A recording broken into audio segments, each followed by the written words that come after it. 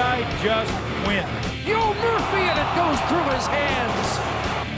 That doesn't help the Ottawa cause. Oh.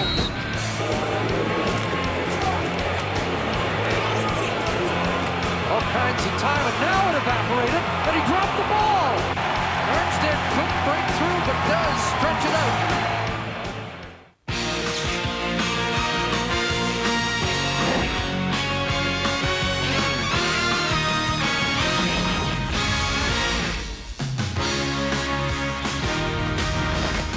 Kerry Joseph and the Ottawa Renegades on the road and struggling big time. It's been a long 4 weeks for them. It was a good week for Jason Gesser, getting a win in his first start as a pro, but both these guys better bundle up because it's a chilly one in Calgary tonight. The only thing colder, the Ottawa Renegades. Hi, everybody. Dave Randorf.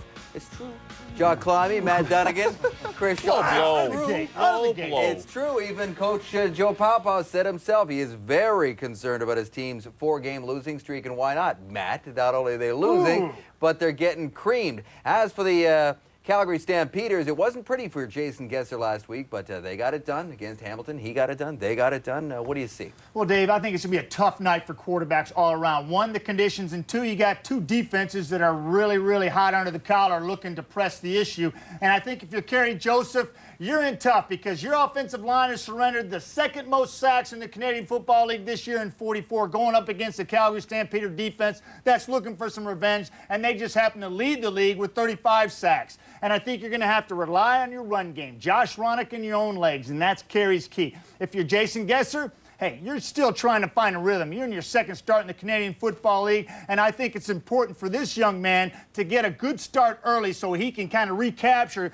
that bit of rhythm he had against Hamilton last week. Now, Matty, you're a head coach in this league. You don't see the game previous, but you hear that the quarterback threw 4 interceptions. Who do you think won that football game? Yeah, it's tough to believe. It's hard to believe. Yeah. It's hard to believe that Jason Gesser in his first start can throw 4 interceptions and yet win by 22 points. You ask yourself, how can that happen? You know, folks, it is so difficult to win as a starting quarterback in this league. Hey, back when I was with Montreal, you had a starting quarterback who was a rookie.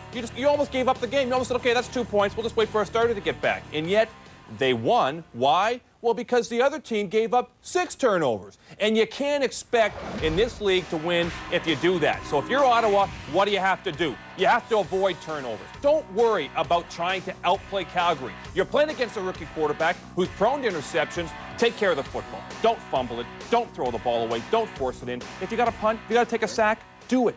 Hand the ball off. Well, those turnovers always determine games, but it just amazes me how things have changed for both of these teams because it was just 2 months ago. Calgary played Ottawa in Ottawa. They lost 33-18, and they really hit the all-time low as a football organization this year. Now it's 2 months have passed, and it's the Ottawa Renegades that have hit the all-time low. And if Ottawa loses this game, they could find themselves at the end of Week 14, 2 games behind Montreal, 2 games behind Saskatchewan in the crossover, 2 games behind Calgary in that crossover. So if you talk about a football team that has to win now or never, guess who? The Ottawa Renegades. It always seems like every week is a do-or-die must-win week That's the way for this football team. is. Especially for this one. Calgary, meanwhile, they can relax at home. They don't have to play on the road for a month. Time now to introduce you to the starting quarterbacks, brought to you by Wendy's, the official hamburger of the CFL. Do Wendy's. Do what tastes right. Kerry Joseph, during this 4-game losing streak, has thrown 3 touchdowns against 9 interceptions. The Boston Pizza CFL poll question looks a little bit like this. Trust me. There we go. Which team will get the last playoff spot in the CFL this year? Will it be a crossover? Will it be somebody from the East? Log on to tsn.ca and we'll discuss, all of us, at the half. I trust you, Dave. Second in their respective divisions clash in a game with crossover implications. The 5-7 Ottawa Renegades meeting the 6-6 Calgary Stampeders at McMahon Stadium. And the weather confirms that we are indeed in autumn. It's a fresh 3 degrees and the possibility perhaps of a little snow at halftime in this one. There's Joe Pau, whose team has lost 4 straight but have won the last 4 meetings against the Calgary Stampeders. While Tom Higgins' Stampeders have won 2 in a row, a win tonight would mark the latest point Calgary's been above 500 in the last 5 years. With the crossover scenario and playoff time in the CFL, a very important game for both of these teams, despite the fact that they play in different divisions. There's Karan Coleman back along with Jason Armstead awaiting the kickoff from Sandro DeAngelis. And as the guys mentioned, when these two teams last met, Ottawa handed Calgary its most decisive loss of the year. Armstead across the 35. Cornelius Anthony forcing him out at the Ottawa bench, and flags fly late after the 23-yard return. Looks like Armstead will be all right. And Kerry Joseph, who is 4th in the Canadian Football League in passing yardage and in rushing yardage, leads Ottawa out. And he has the number 3 running back behind him in Josh Ronick with 788 yards so far this season. Receiving core with one change. Yo Murphy hurt his quadricep in practice, so you will see Darrell Ray start at that slot back position, and an offensive line that ranks 8th in the CFL, giving up 44 sacks so far, has been one of their issues over this 0-4 run. Starting lineup brought to you by Tums. Tums tackles heartburn fast. They tack on a 15-yard penalty on the late hit on the sidelines, and from the get-go, Joseph shoveling it inside. That ball incomplete on the shovel pass that was dropped. Second down. Well, from the Ottawa offense going to the Calgary defense, a defensive front 7. There's the 3 down linemen led by Raheem Abdullah. But a front 7 that leads the league in sacks with 35 coming into this game tonight. John Grace and Brian Clark coming off games where they scored touchdowns on interceptions. And there's your secondary, Jermaine Chapman, back in the lineup on the corner.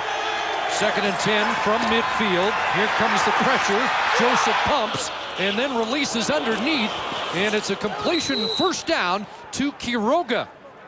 Robert Quiroga with just his 4th catch of the year. Well, Robert Quiroga and the rest of the supporting cast for Jason Armstead in this receiving core is going to have to take their game to a new level tonight if the Ottawa Renegades want to find a way to win this one in hostile territory here in Calgary. Pickup of 11 and a first down for the Renegades. 3 receivers to the wide side. Armstead in motion that way. He takes the pass. Armstead is brought down at the 40 and has 5. Well, there's going to be the go-to guy for Kerry Joseph tonight, Jason Armstead, and why not, with 53 catches, 778. But this is what I'm talking about with the supporting cast. Pat Woodcock and the rest of the receivers, including newcomer Darrell Ray, getting a chance to start for Yo Murphy, have got to pick up their game. 371 in 12 starts, just not enough from the backup receivers. Josh Ronick lines up as a receiver. So a 6-receiver set on 2nd and 6. And Joseph will step up. He will throw, open man, complete, touchdown, Armstead. Check that, Darrell Ray, David Azzi with his first catch of the year.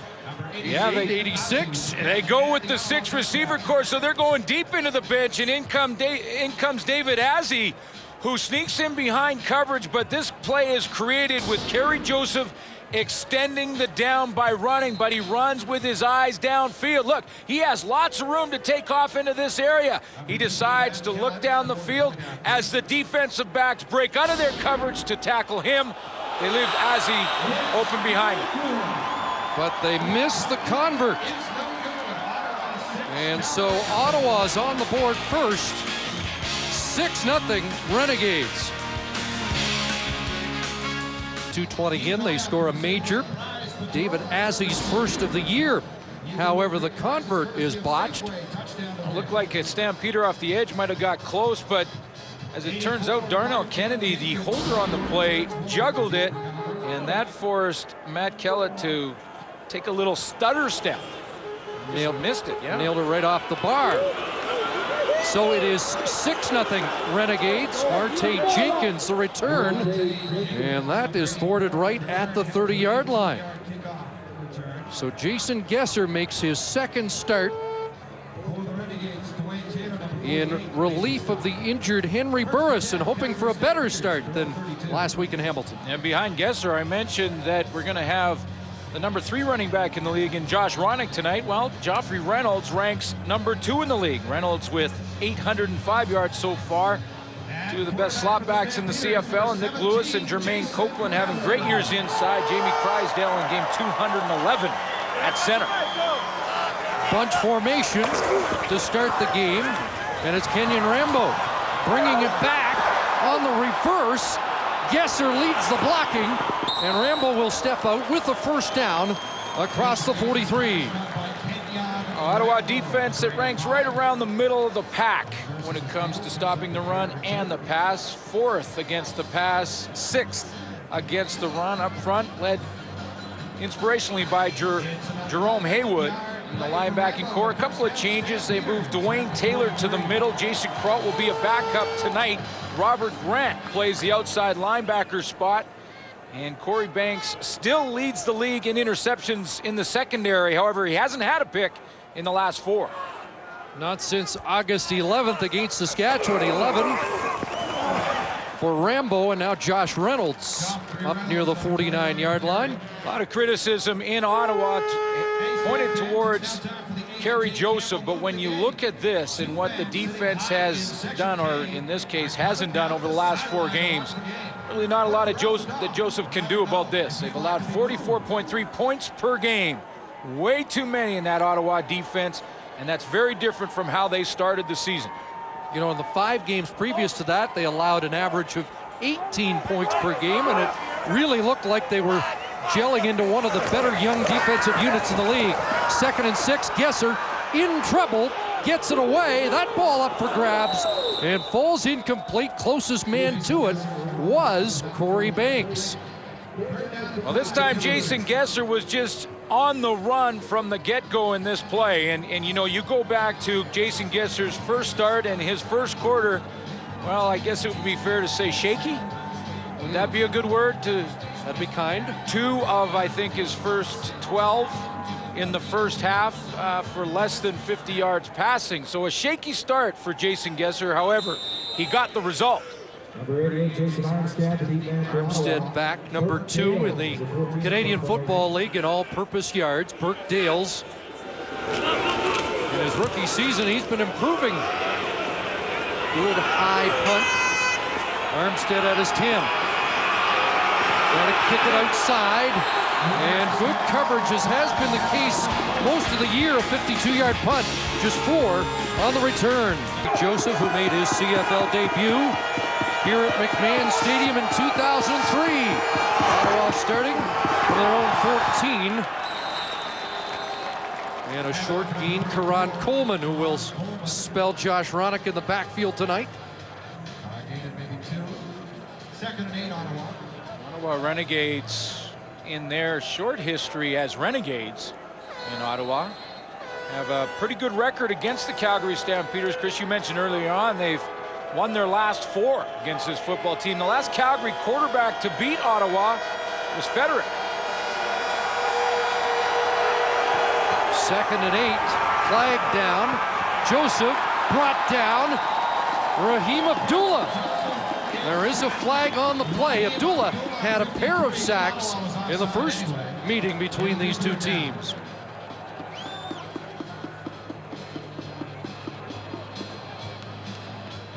Bud Steen in charge.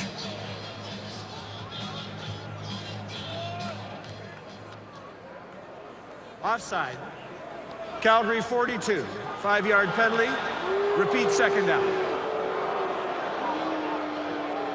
Shane Walton called offside.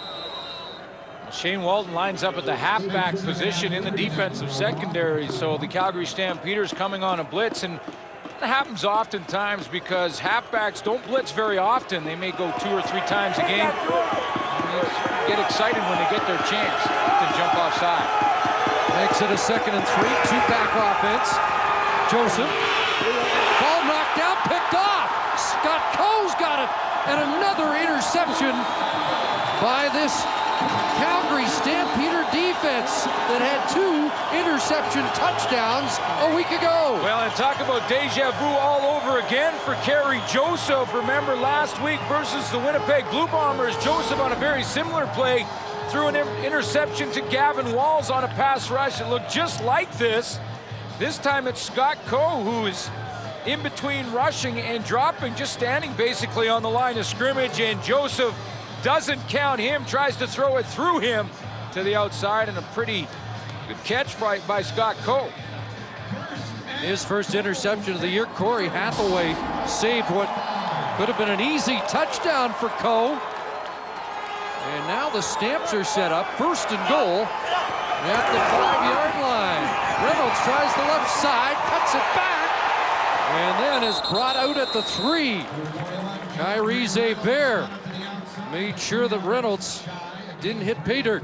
You know, Scott Coe wanted to get in on the fun. I mean, you look back last week, the Calgary Stampeders, Brian Clark and John Grace had interceptions for touchdowns against the Hamilton Tiger Cats. Scott Coe didn't get the touchdown, but he did get the interception here tonight. These guys are competing against each other, and what a group in that 34 defense. Scott Coe. Don't adjust your set. That hair color changes week by week. 2nd and goal from the 2. Reynolds will try the right side, stacked up. And he'll be kept out at the 1-yard line.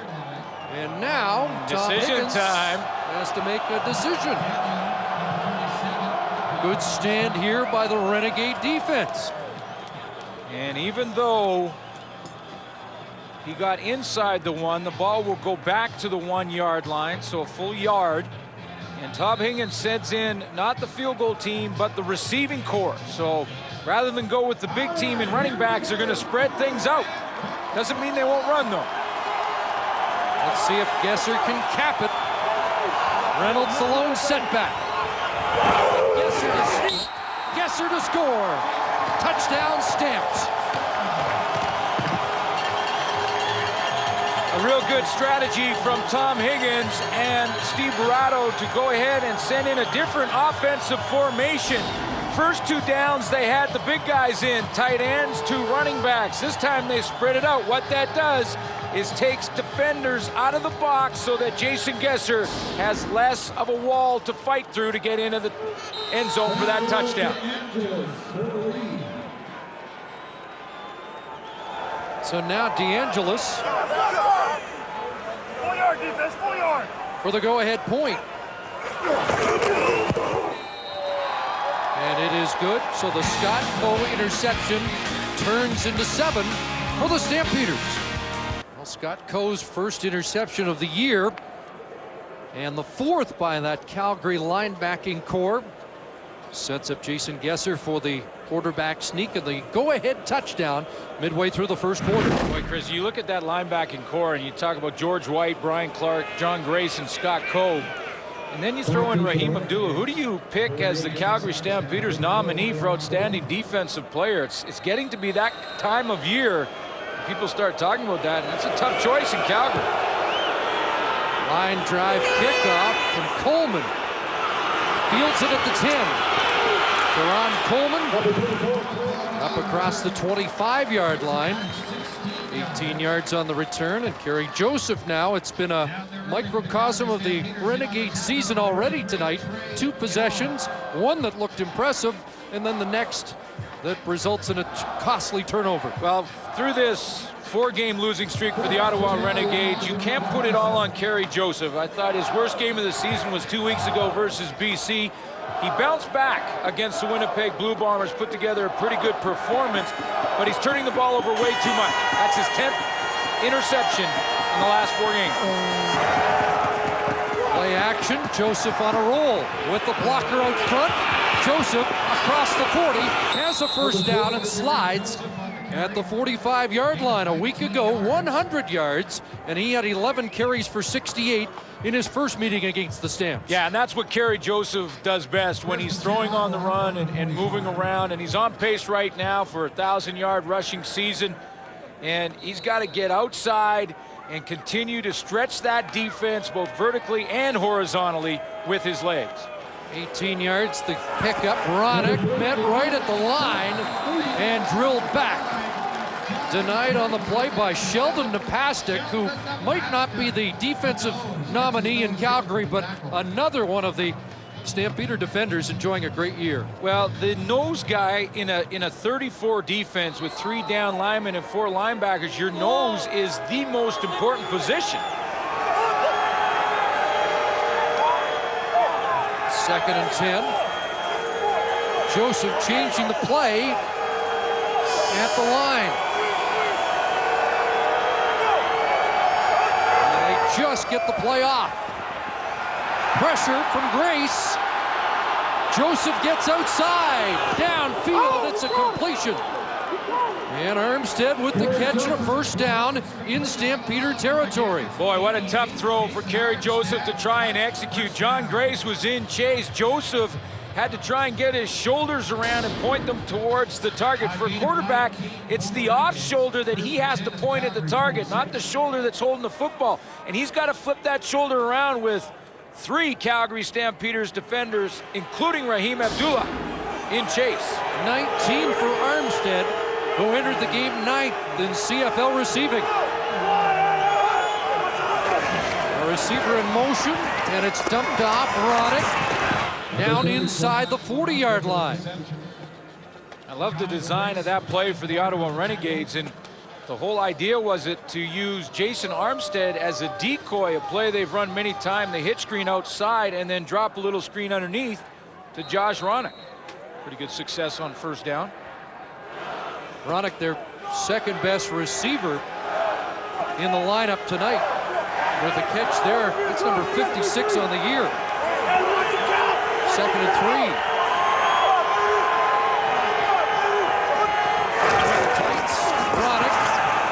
Lowered his head, but couldn't push ahead for the first down. Ran into Terrence Patrick. Terrence Patrick, more of the run stopper in that defensive line, and a guy that often will play the line of scrimmage with Raheem Abdullah going upfield and Sheldon Napastuk just getting that good push from the middle. That allows the linebackers to fly around. Scott Coe's going to get involved here. Brian Clark's at the bottom of that pile, but Terrence Patrick led the way. Not Demetrius Maxey, but he's done a nice job in replacing the star injured defensive end, who should be back for the 1st of October. Joe Paopao has Matt Kellett out to try a 40-yarder. And after missing the convert, he nails the field goal. And the Renegades regain the lead at McMahon. A chance to separate and move closer to locking up first place in the East. There's Terrence Wilkins, the special teams player of the week, still going. And finally wrapped at the 40 by the leading special team tackler in the league, Kyrie Zeber, as we join Jermaine Franklin. Thanks, guys. Jason Gesser was looking to start this game the way he finished last game and put that terrible first half in Hamilton to bed. So far, so good. But he did admit that he had some concern about the short work week. He didn't get as many reps as he would like, so instead he put a lot of time in the film room. Watch the Ottawa Renegades in hopes that he makes up for what he lacked in practice with mental preparation. Jermaine, Tom Higgins felt the short week might be good. Less time to think about what happened a week ago. Here's Gesser through the out, picked off. Corey Banks with the interception and the touchdown. His 8th pick of the year, and that was shades of last week in the first half against Hamilton. And Corey Banks, talk about watching film. Corey Banks had watched this play on film, I guarantee it, because he did not hesitate. He took off right out of his coverage assignment and went right after the football. He did not take a drop. He went downhill. He jumped that quick out throw that Jason Gesser telegraphed, and goodbye. Well, his first since August 11th. Joe Paopao said they haven't been throwing in his direction of late, a sign of respect. But Banks makes Gesser pay as the Renegades add to their lead and just get the convert through. Boy, that's been an adventure. in this first half. Yeah, Darnell Kennedy's having problems with the snap, but this is good news for the Ottawa Renegades and their fans, because turnovers have been something that have disappeared for the Renegades over this 4-game losing streak, because takeaways were big for them early on, not so much in the last 4 games. You take a look in their first 8, 29 takeaways. They were 5-3. Last 4 games, that has dropped to 4, and they're 0-4 during those 4 games. This team needs to be taking the ball away on defense. They did it a bunch with Corey Banks early on. He's been in a bit of a drought, and he just broke out of it in a big way. Jason Gesser had his first ever 4-interception game a week ago against Hamilton, and is off to a tough start here. 16-7. Renegades with the lead, as he was just burned by the leading interception man in the Canadian Football League. When you're a secondary playing against a quarterback in his second start, you can play a little tighter, more aggressive. Wilkins let it bounce by him, and he'll field it in the end zone. And now out he comes, Terrence Wilkins. Hit hard at the 16-yard line. Gerald Vaughn with the tackle. Well, shades of a week ago when Jason Gesser found himself second-guessing himself in the early going against the Tiger Cats. Every time I was throwing the ball, I was thinking, hey, is this the right guy to go to? Is this where coach wants me to throw? Is this, you know, and all those little things, and just really getting in my own self's head. You know, it's really kind of second-guessing myself a lot, and as a quarterback, you can't second-guess yourself at all. So now, what's the mindset of a young quarterback? You have to have a short memory. Backed up at the 15 out of the shotgun. Joffrey Reynolds off the right side. Look out! Reynolds into the secondary at a foot race. And yesterday, Joe Pow was concerned about Reynolds' deceptive speed and his ability to bounce it outside. Big block by Alexander Gauthier on that side, along with Jeff Pilon. They're going to open it up to the right side of the formation. Pilon gets the kick-out block, and Joffrey Reynolds is not touched. A foot race, and you can see from the outside, he is run down and saved the touchdown. It's Kyrie Zebair from the linebacking core. 47, it is his longest run of the year. And it is down to the Ottawa 48, back to Reynolds, and this time the door slams shut as Mark Pilon makes the tackle. So you've got Mark on the defensive line of the Renegades. You've got Jeff Pilon, this year a gladiator, on Friday Night Football, and the brothers working against each other.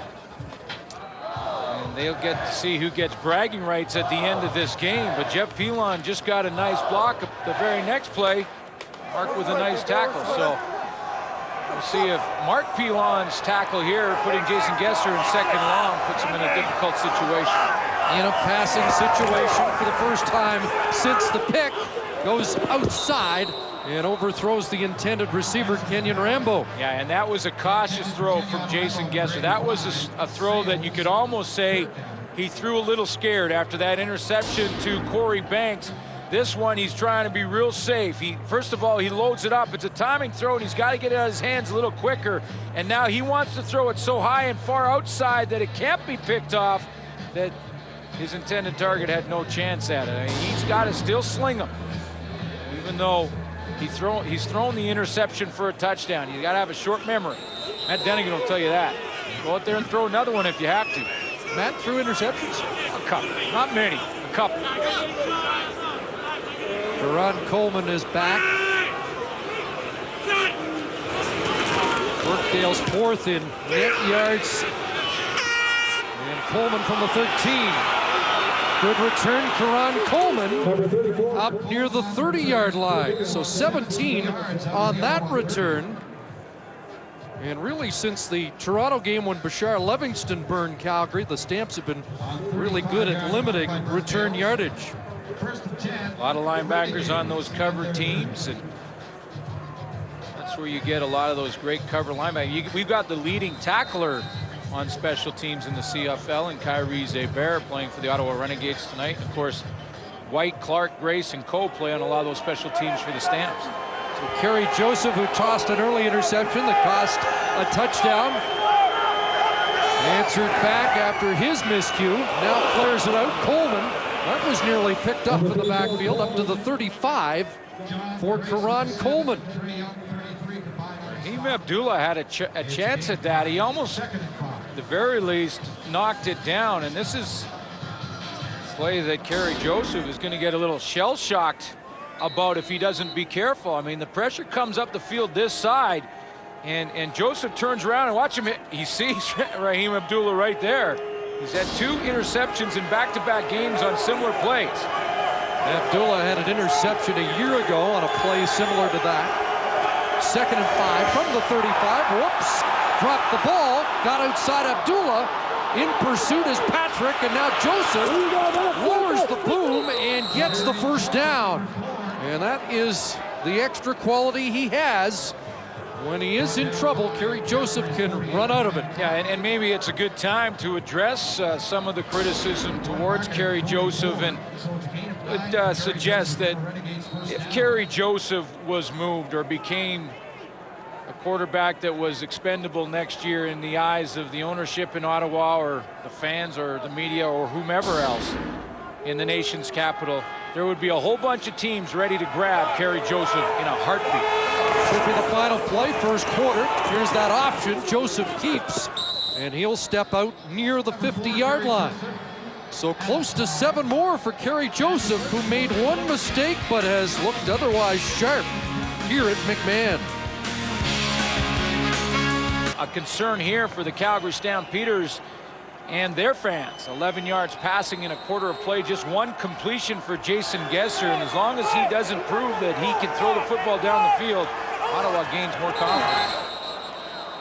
So he's on his first half pace. Yeah, and that's, you know, concern for the Calgary Stampeders, but what it does is the Ottawa defense will continue to grow confident as this game goes on. Procedure.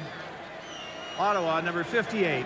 It's a 5-yard penalty. It's still 2nd down. Pascal Charon, the right guard, called for procedure. And that will have a ripple effect, Chris, onto the offense and the special teams. Jason Gesser has got to prove to the opponent tonight, in this case Ottawa, that he can move the football through the air. If not, this Ottawa Renegade team should build confidence with every series.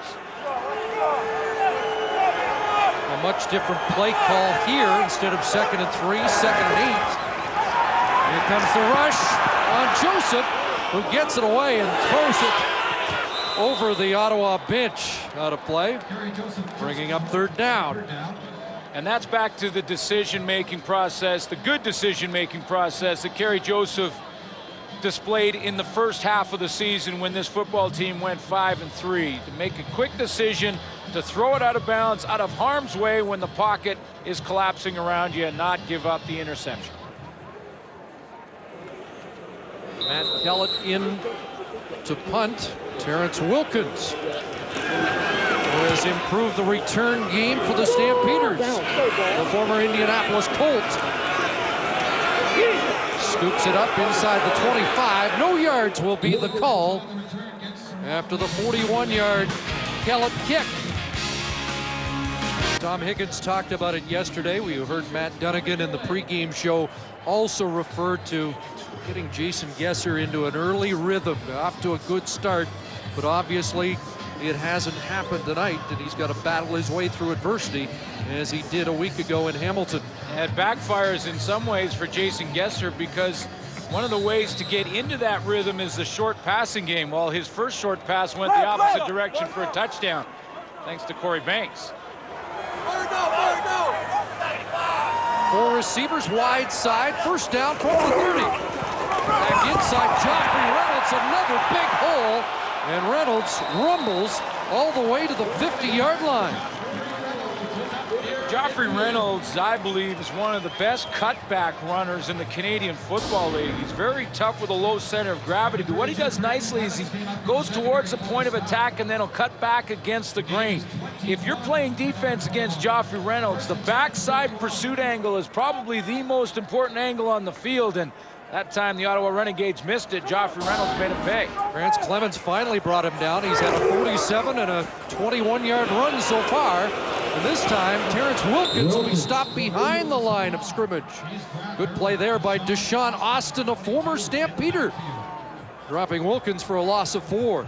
Terrence Wilkins is an interesting story. You know, he comes over, you mentioned Indianapolis Colts, and undrafted rookie in the National Football League that ended up with over 2,000 combined yards in his rookie year in the National Football League. And I think he's just scratching the surface. We'll see him in the return game a bunch tonight, but I think he should make some noise down the stretch here. Watch for Terrence Wilkins. In a 3-year span, Glenn, 129 receptions in Indianapolis, and there's Corey Dickerson dropping an easy one and not helping his young quarterback out.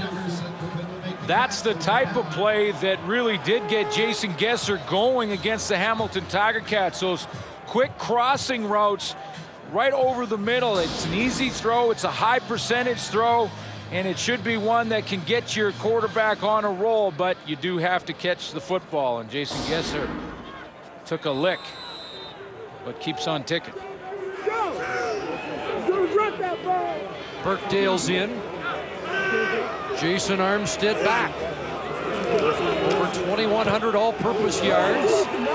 Second only to Corey Holmes. And here's Armstead losing yards this time. Great pursuit downfield. Trey Young cut him off at the pass, and they lose 7 on the return.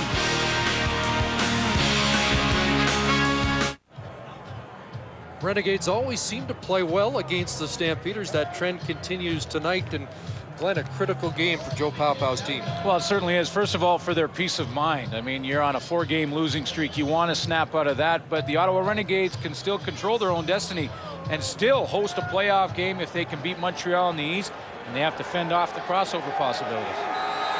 We'll think a lot about the crossover, but primarily Gary Joseph and company eyeing second place in the East. And a first down pass to Robert Quiroga.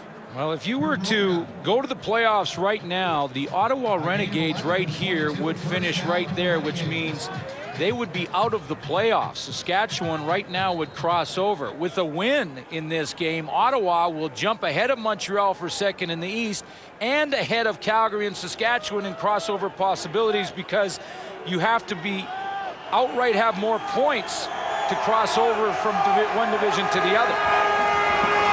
First down, Joseph under pressure and down. Hanging on the leg was Sheldon Napastuk. Terrence Patrick there as well. You know, and from one good decision a series ago for Kerry Joseph with the football to throw it up into row 7, this time he had a few steamboats there with his legs all wrapped up to just throw this football down the field and not give up the 8-yard loss. I mean, right about here, Joseph could have thrown it anywhere into this area, and as long as it crosses the line of scrimmage, he would not be called for illegal grounding. It was Patrick's sack, and it's 2nd and 15. There's a pump, and he outlets underneath. And Josh Ronick up to the 28-yard line, will be short of the first down. That's that checkoff pass or a guaranteed play as they go underneath to Ronick when no one else is available, and they come up 4 yards short. Maybe this is an opportunity in this punt team for the Ottawa Renegades to take a look at the Canadian Football League's leading special teams tackler in Kyrie Zeber and get a chance to watch him go down the field a little bit. I got my eyes on him. It's a good matchup. Already won tonight. Budstein stops play. Well, it sets up a nice little matchup. The best special teams tackler in the league right now, Kyrie Zeber, against Terrence Wilkins as a return man back there in the backfield for the Calgary Stampeders deep. So see who wins this battle. Ready to go. Kellett, the line drive kick. Wilkins back at his 32. And Wilkins high steps it up close to the 50-yard line. Mark Pilon brought him down. A 49-yard punt, 17 on the return. Where was Kyrie Barrett? Well, he was in containment. So that's this time in his job on this play, on this particular punt, was to go down the field from the wideout spot and stay in containment. Terrence Wilkins ran away from him, so his job is not to go right to the ball. He's got to stay wide and outside, and Pascal Masson is the guy in charge of blocking him on that play. So Kyrie Barrett couldn't get involved because of the assignment. You're saying he can't make every play. He can't make them all.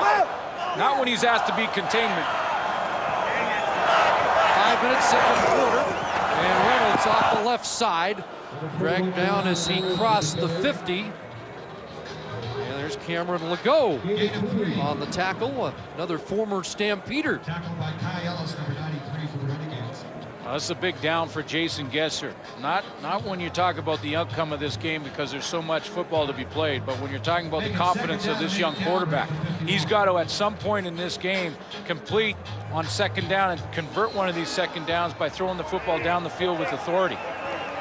Steve Parado, the offensive coordinator, did mention that what Gesser went through last week, not unlike what Henry Burris went through early in the season. Here's a pass downfield, and he's got Kenyon Rambo.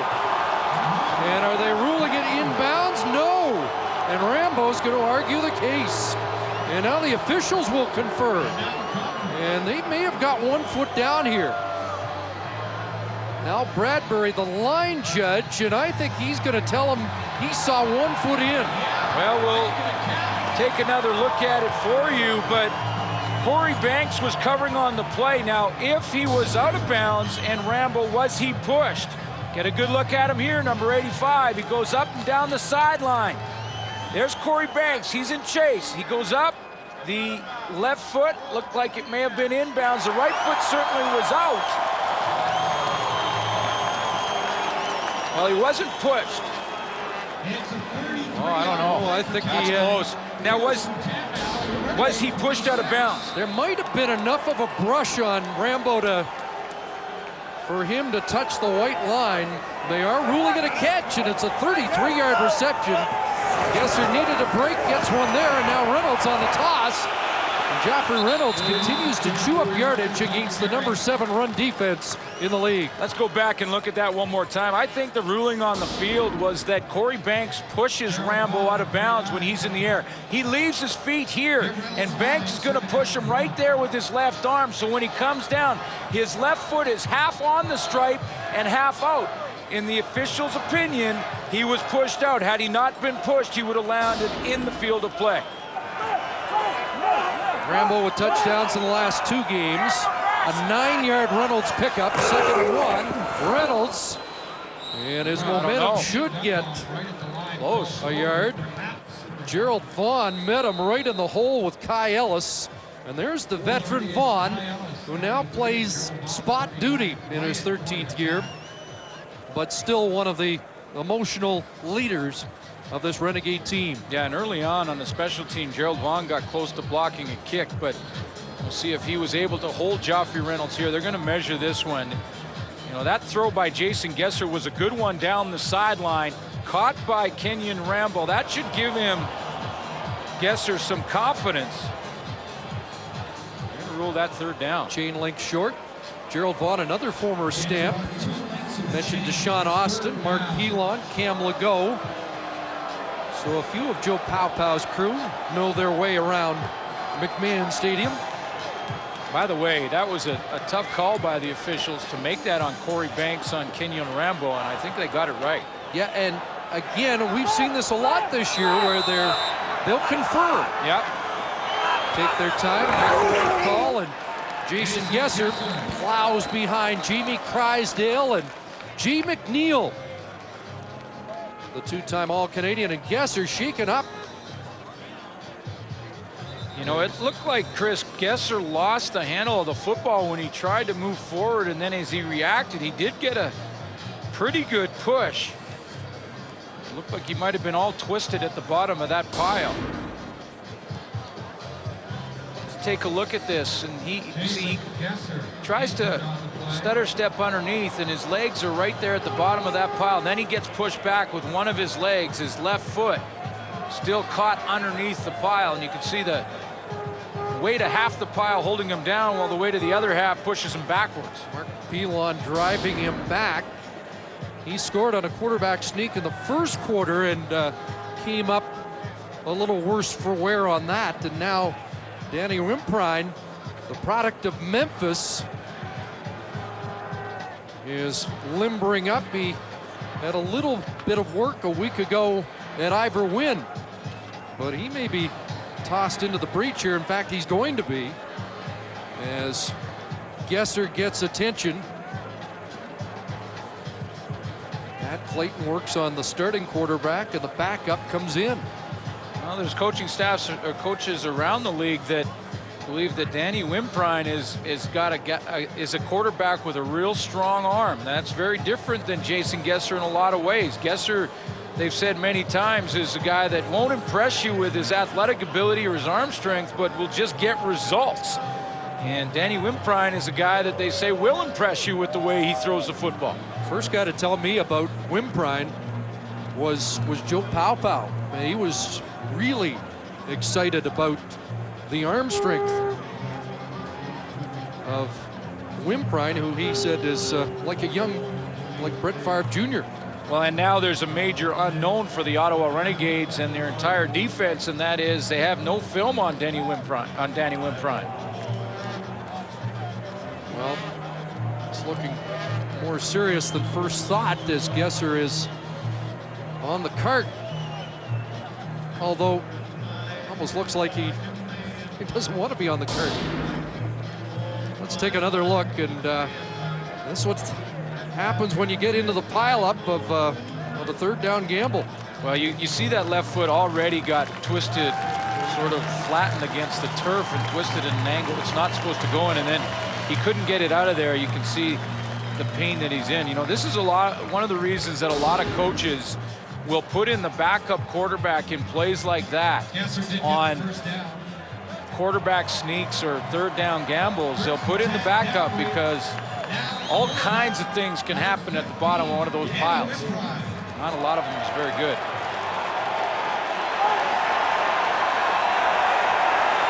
So Wimprine's first duty is at the 15-yard line. It's a first down. Reynolds off the right side, and very little is there. Big Cam Legault back in for another stop.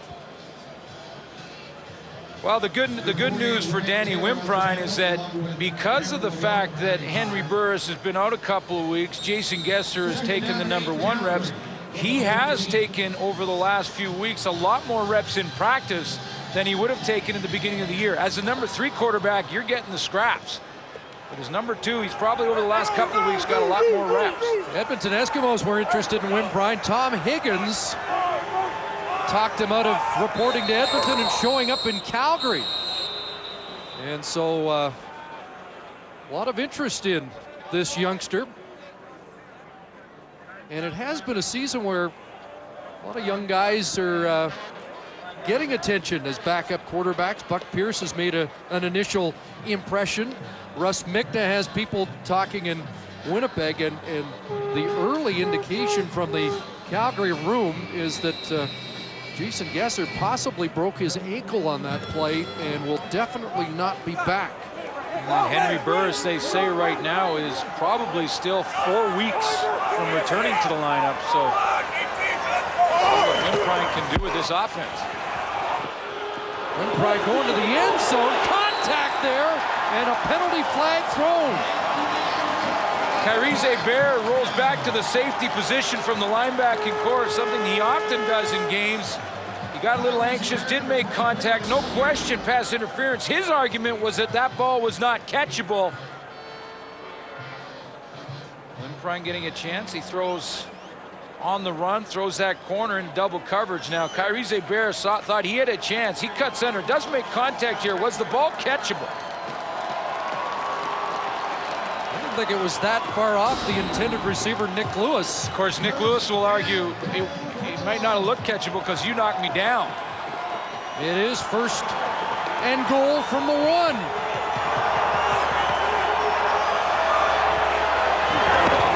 Hands it off. Reynolds airborne. He does break the plane. Touchdown,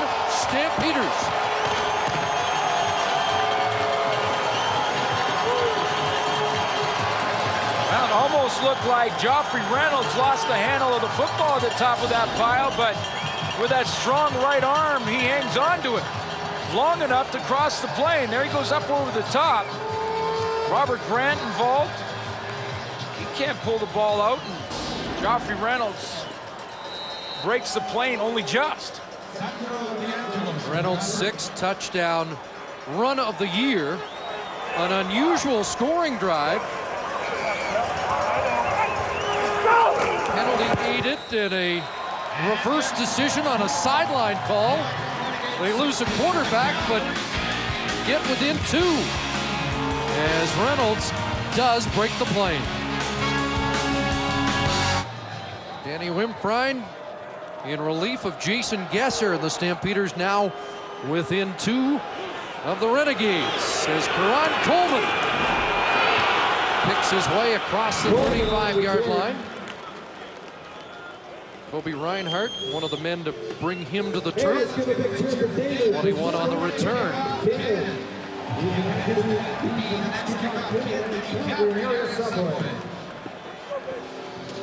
Kerry Joseph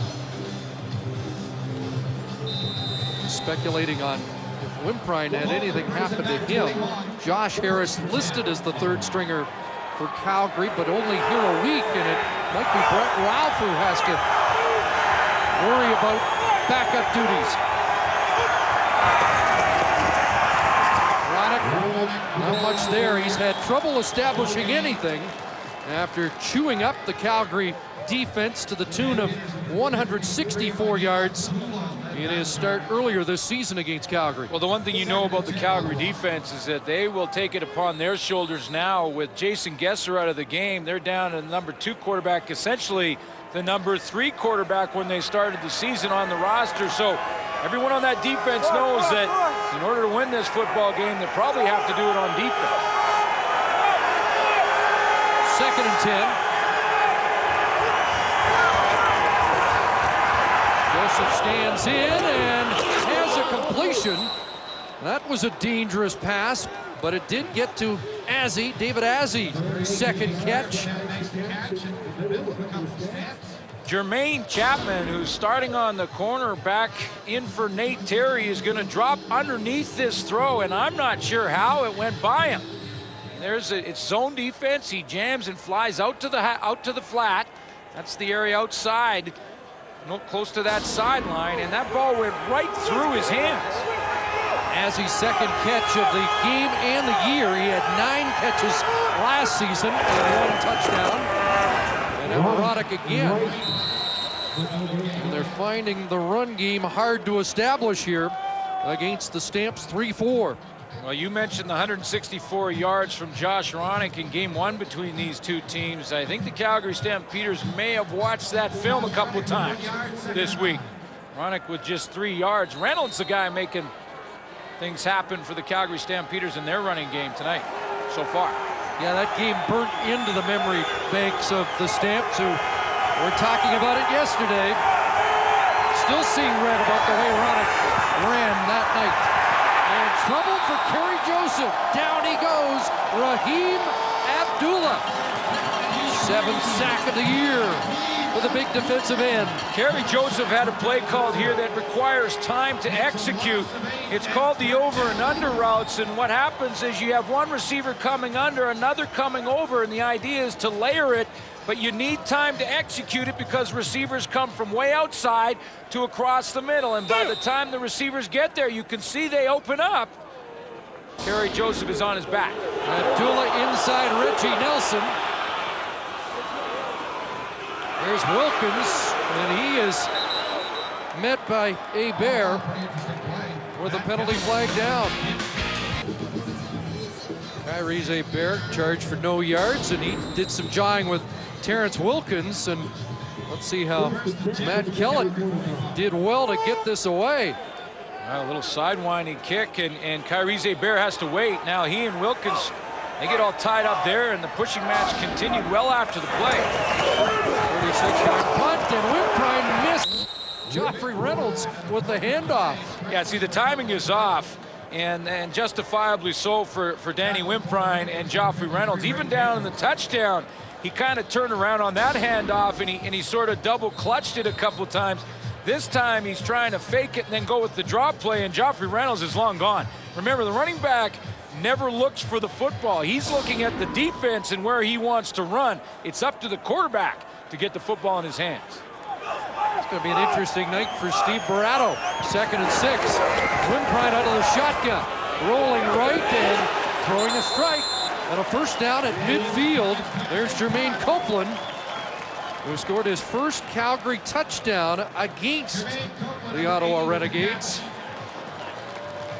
Play is made by getting Danny Wimprine outside of the pocket. And when he got outside, he got a nice, easy throwing lane, and it was a fairly comfortable throw to make for Wimprine. The way they did that was hooking the end. Kai Ellis. And they are giving the 3-minute warning to the benches here at McMahon. 2:40 remaining. First half. An interesting storyline developing. Wimprine, nice fake. Downfield, and Danny Wimprine moving. Oh! Yeah. Jermaine Copeland. Didn't take long to figure out who your primary receiver is. Well, there you go, and that's a nice throw from Danny Wimprine. Moves to his left, and Steve Barato doing a nice job of play calling right now. And why not? You got to believe that Copeland went into the huddle and said, "Listen, hey, listen, youngster, you got if you're nervous, you're worried about it, look for number 80 down there, and I'll present the target. You just toss it into me just like in practice." Copeland over 900 yards. He's 3rd in the league in receiving. Now Reynolds off the right side as he closes in on 100 yards in the first half.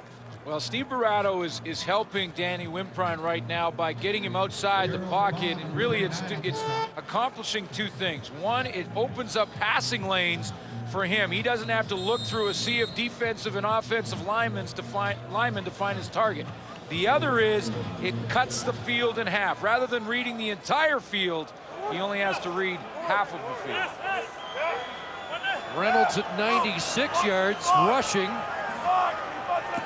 2nd and 4, the toss left side. And Reynolds cuts it back, it's still going. Joffrey Reynolds over 100 as a first down to the 10. So Ronick ran over Calgary in their first meeting. Reynolds returning the favor here tonight. Look at the cutback once again. Even when the play is a toss play to the outside, Joffrey Reynolds, one of the best in the league, at the cutback. And while the Ottawa Renegades in the linebacking core are quick, they are a little light in the backside. Joffrey Reynolds can be a power back when he wants to be, and he proved it there. Boy, Joe Pau was concerned about this yesterday. Now Reynolds stacked at the line of scrimmage. Might have lost one. Big Ray Jacobs, there's another former Stampeder. Well, the tackle. And more pressure on Ray Jacobs, Mark Pilon, Haywood, and Kai Ellis up front. They really, it's on their shoulders to have Joffrey Reynolds turn his shoulders to the sideline. That's the only thing that's going to help that smaller linebacking core. Look at Robert Grant's only 210 pounds, a converted defensive back. Dwayne Taylor's 216, Kyrie Zeber 217. That's a very light linebacking core. 2nd and 10 from just outside the 10. And Wimprine into the end zone looking for Copeland. Incomplete. In a real battle there with Deshaun Austin. You know, and Copeland, you're not seeing much argument. The fans don't really like it, but not a big argument from Copeland, because I've said this many times. There was some pushing and shoving going on. We're going to have a great look at it right here. But Deshaun Austin and Jermaine Copeland will both go back here and say, hey, let us decide the outcome. Let us play. Little push, little pull, no big deal. Good no call by the officials, and that's the way both those players like it. Copeland almost comes up with the catch. Instead, 3rd down. DeAngelis in 5 of his last 12. This from short range. And not a problem. And so the Calgary Stampeders, with Danny Wimprine at the controls, have taken the lead.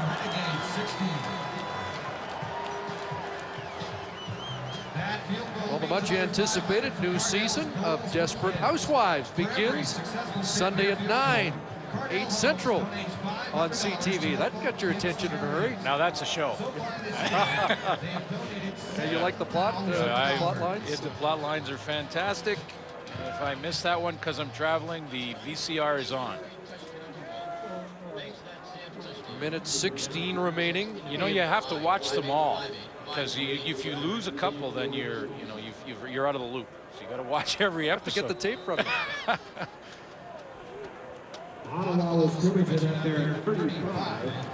That was a great throw to Copeland on that drive by Danny Wimprine. And that'll be a confidence builder, not just for him, but for the entire offense. You go back at half and say, hey, this guy can get it done. Joseph, short drop, Quiroga makes the catch. And he'll be eased out, and well, I guess not eased because a penalty flag comes down. They'll tack on 15, and it turns into a big Renegade play as Shane Walton took an extra shot. Well, it was borderline right on the sideline. Quiroga caught that one. It was a tough catch to make because the ball was thrown a bit behind him. Roughness. Calgary 42. 15-yard penalty, first down. I don't know about that one. That was pretty close. I mean, he's on his way over there and basically just follows through on the hit. Bit of a love tap, nothing serious. Shane Walton, what a resume he has. An MVP defensively at Notre Dame, and at the same time the leading scorer for the Fighting Irish soccer team as well. So he's an athlete in more than one sport. At the 50 of Calgary. Renegades try to regain the lead before the half, and Armstead gets to the sidelines. Safety Trey Young in pursuit. They'll mark it at the 44. I noticed that on Shane Walton. And this is a secondary that has made so many changes to Calgary secondary, because some due to injury, some due to just trying to find the right newcomers. They feel like athletically they may have the best group right now, and you throw in Joey Bose, who's maybe their best defensive back, who played last week, missed this week.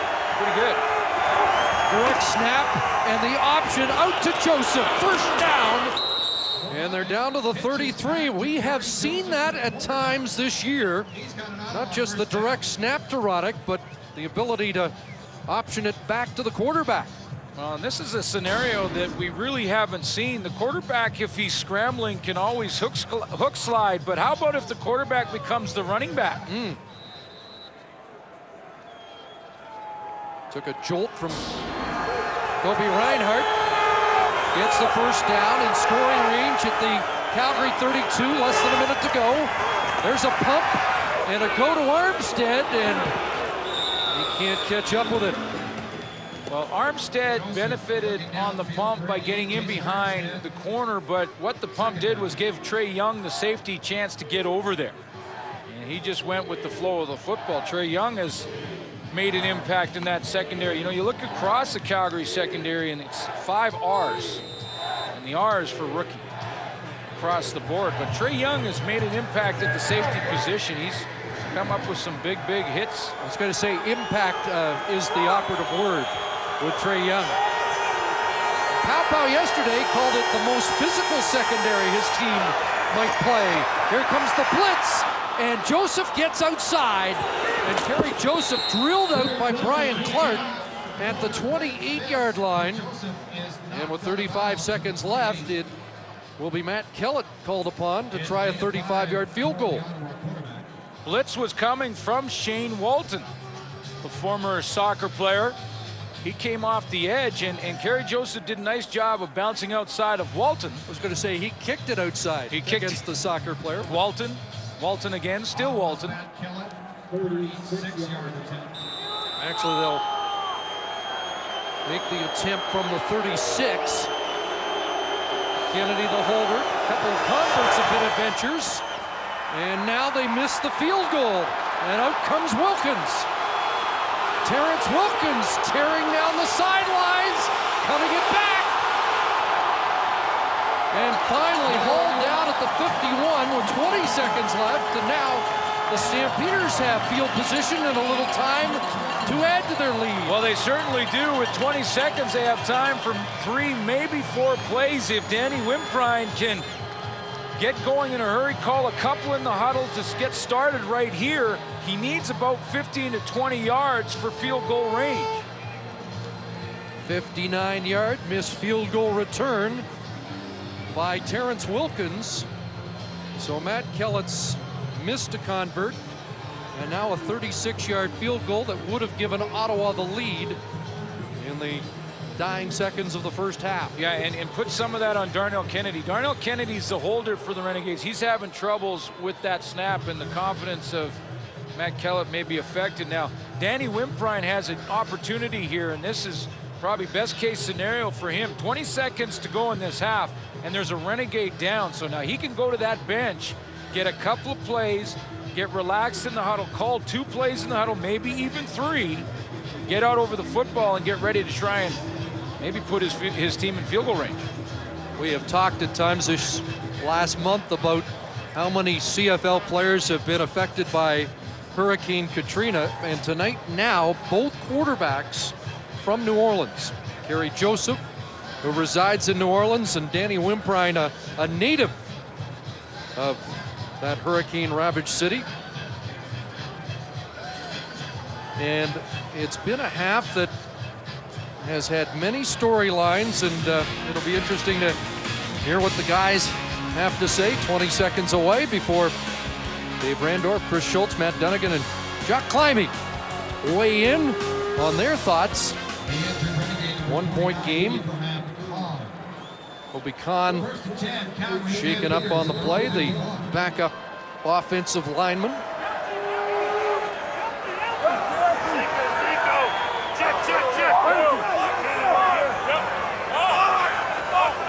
At the 51, Wimprine from the gun.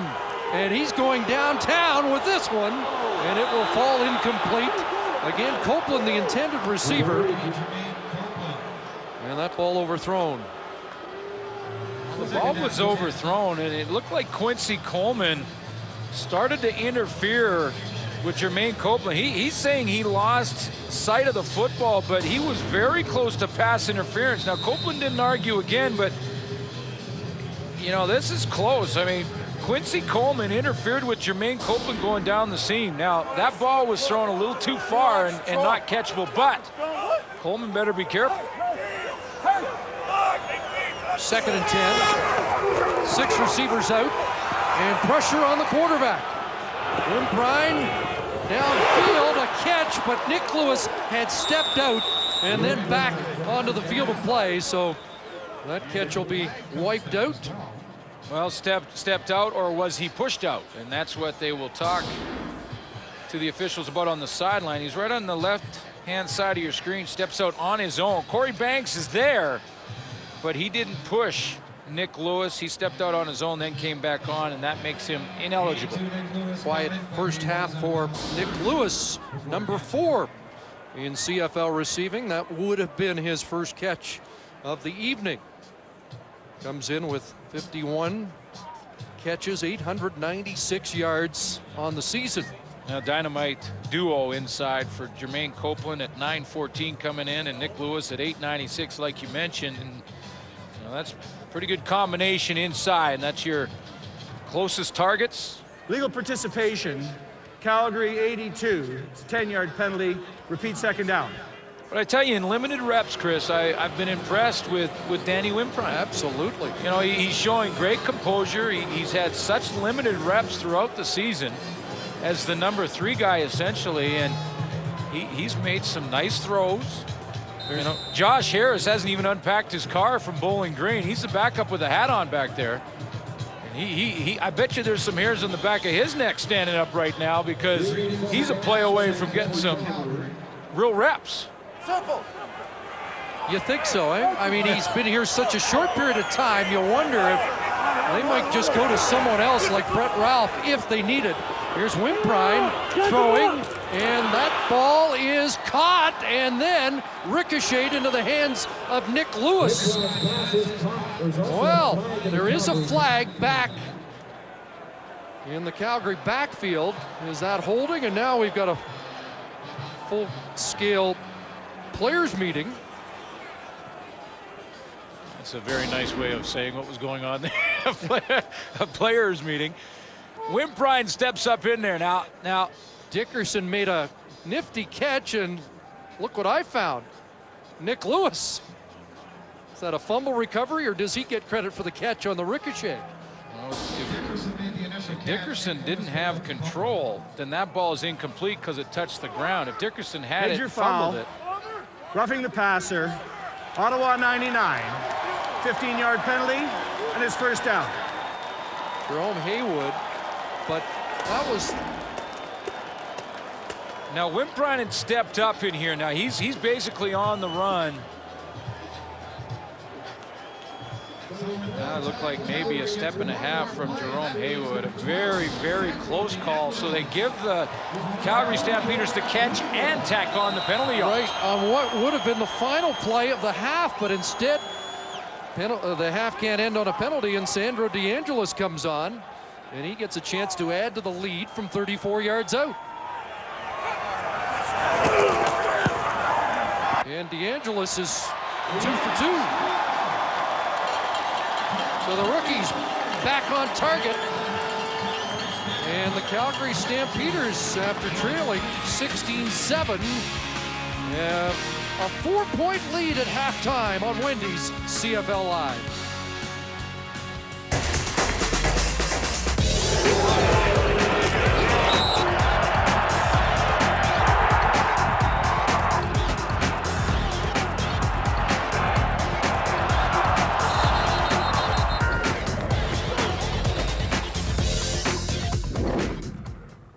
Wow, life is tough when you've lost 4 in a row. That pass looked as though it might have been incomplete. I'm down. The attack on the 15 yards, there's 3 points. So 13 points in the second quarter for Calgary, none for Ottawa, despite the fact that Calgary's down to their third stringer. Here's what we know about the 24-year-old Danny Wimprine. As the guy said, he's from New Orleans, so no doubt has had a lot on his mind lately. Went to school at Memphis, owns most of their passing records. One of his most notable games was in 2003 when he outgunned Eli Manning and they beat Ole Miss. Can they possibly get another win here with not their second stringer, but their third stringer? Possibly so. You know a lot about Danny Wimprine, but I tell you, one man's misfortune, another man's opportunity. Early, you could tell that he had a big heart. He had a difficulty in just the basics of football, the timing. Watch the mesh point between the running back and the quarterback. It's non-existent. That football should never be that open for that long on the goal line play, but that's something that he can develop and get better at. I like this kid because on the sidelines, off camera, you see his demeanor, and he gives a good kind of attitude, a feeling of confidence.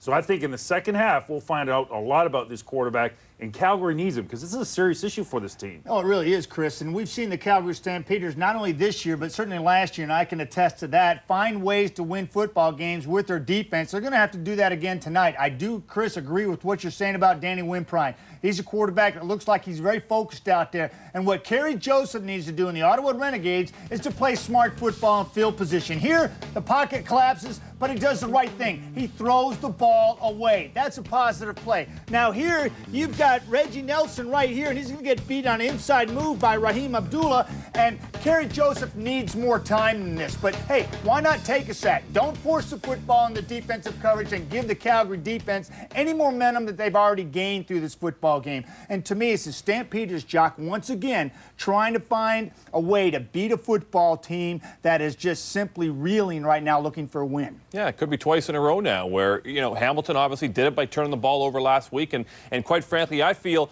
that Calgary's getting it done this time by using the running game. And Matt talked about it at the top of the show. This is how you have to get it done. And they're doing it any way they want. Here, they're going to go off tackle. And they do it a couple ways. First of all, Jeff Pilon on Kai Ellis washes him out. Now, keep an eye here on Vaughn in the middle. Vaughn is a DB, converted to linebacker. On this play, playing middle linebacker. His feet are stuck in quicksand, and Reynolds is off to the races. Reynolds, second in the league in rushing, having an awesome year. And here you're going to see him do it with a cutback. And again, you're going to see Kai Ellis come up the field. He has to respect the quarterback bootleg. Again, this time Taylor's the guy in the middle, and you're going to watch him simply get caught up in the mess right here. And this is not a place for a middle linebacker to be. You want to be in the hole. And he's out of the hole, and Reynolds finds, and he's knifing up the field for the first down. So if Calgary wins this game, it's going to be thanks to the running game. If Renegades lose it, it's going to be thanks to their lack of defense on the ground. And they got off such a great start. Scoring on their first possession, he drove it down the field, went to Armstead, then they gave it right back with that interception to Scott Coe on the, he threw it right into Scott Coe's mitts. And right spot. It's not easy to do, scoring on Calgary. Mind you, they have scored with their defense as well. Ottawa has, and it's been Corey Banks. Remember how hot this guy was? Here's his first pick since, week 8, but it went all the way back to the end zone. 2016 Stamps. Expand on it. Speaking of the lead, Tom Higgins has it, and he spoke to our Jermaine Franklin. Coach Higgins, is there an update on Jason Gesser? Well, the first initial was that it's possibly a broken leg, lower leg. It could be closer to the ankle. And so there's no doubt that we're going to have to finish up with Danny. Now, Wimprine is in the game, and you guys didn't hesitate to throw downfield with him. Talk a little bit about that. No, Danny's been with us, and he has full understanding of our offense, and we'll use everything that we have, and we'll use what skills he has as well, and he'll be able to execute. There's no challenge with that. Thank you very much, Coach. You're welcome. Thank you. So it's Wimprine and Reynolds and that much talked about Calgary defense. These guys can hold on to a lead, and heck, they can score themselves. This led to one of their touchdowns. Scott Coe with a pick.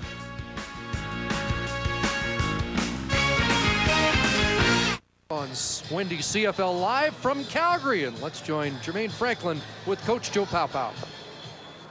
Okay, Coach Paopao, mental mistake cost you guys another 3 points at the end of that half. Yeah, just undisciplined, late hit on their quarterback, and, we can't do those silly things. We're in a game, it's 20-16, and, we got to come back and reestablish ourselves up on the line of scrimmage, and we should be okay. Coming into this game, you didn't know too much about Jason Gesser.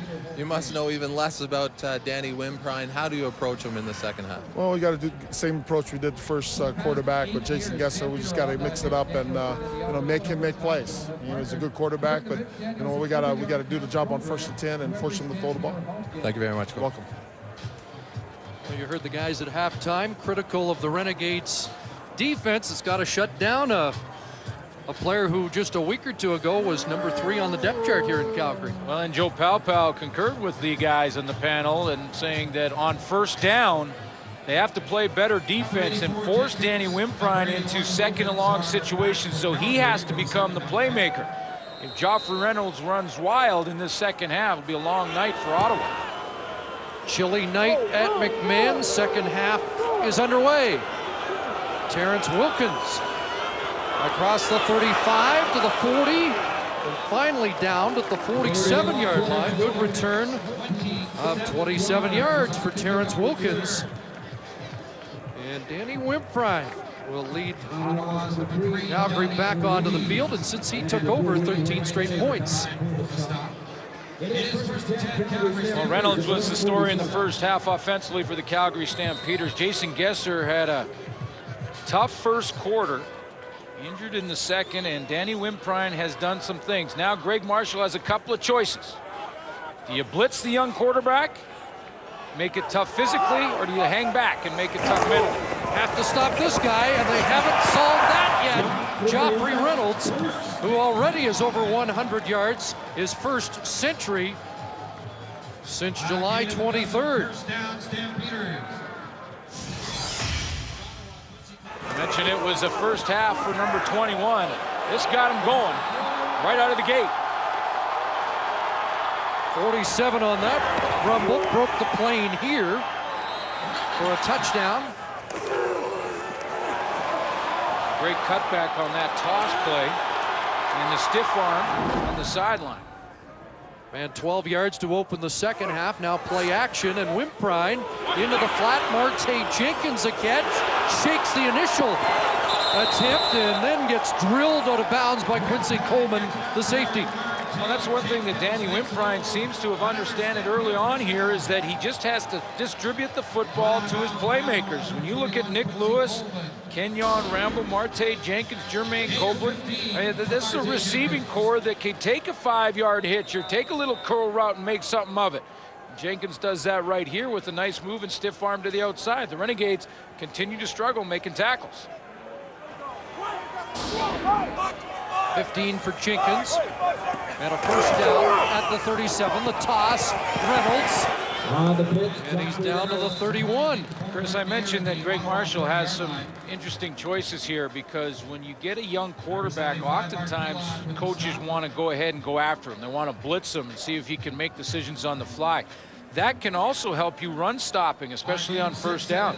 You can plug every one of the gaps. The downside is it makes things in the passing game simple for Danny Wimprine because he knows he's got one-on-one. He just tosses it up to a Jermaine Copeland or a Nick Lewis. Joe Paopao wanted a better job done in the trenches. Right now, Calgary's winning the line of scrimmage and winning it big. Another huge carry for Joffrey Reynolds. And it's just a matter of getting off your blocks, and this time it's Mark Pilon right at the point of attack that is tied up by the veteran Jamie Crysdale to open up a hole for Joffrey Reynolds. And right here in the middle of your screen, you can see Pilon takes a side and can't get off that block. And Jamie Crysdale holds him up and allows a seam for Reynolds to get.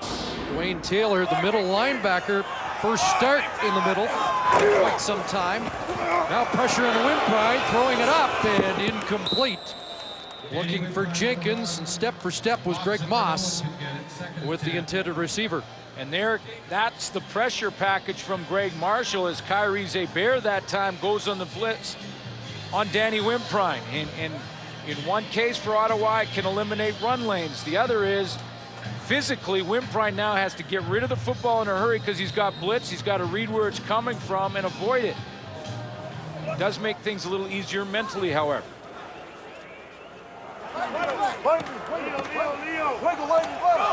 Gerald Vaughn digging in on this 2nd and 10 for the Stamps. 5 receivers to one side, over the middle, incomplete.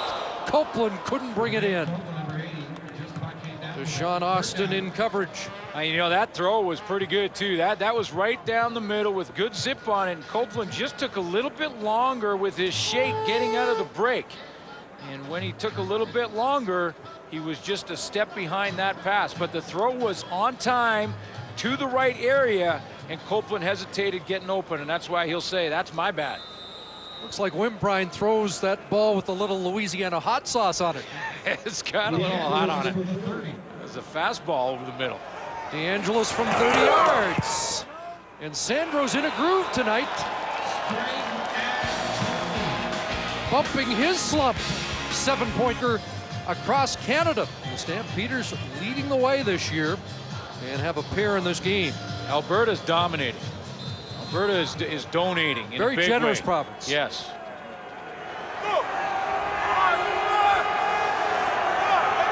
Ottawa opts to take the ball at the 35. Joseph on a roll, and he'll cut it back. Kerry Joseph up to the 50-yard line, has 15. Robert Quiroga came across and made a pretty good block in the open field for Kerry Joseph. It's an option play going to his right. Fake on the play action. Now here he goes. He's got the opening. You could see the running lane. And watch number 84 right there. Try and cut that backside pursuit off and did a nice job on George White. Well, he on pace for sure to become the 3rd quarterback to ever rush for over 1,000, joining Damon Allen and Tracy Ham. Here's Joseph, and throwing behind the intended target, Jason Armstead, incomplete. Join Jermaine Franklin. If you notice, guys, the field looks a little bit lighter. That's because a layer of frost is going over it, and a lot of players are starting to opt to wear different shoes. They're going from a court shoe to now more of a spiky, short spiked shoe to get more traction.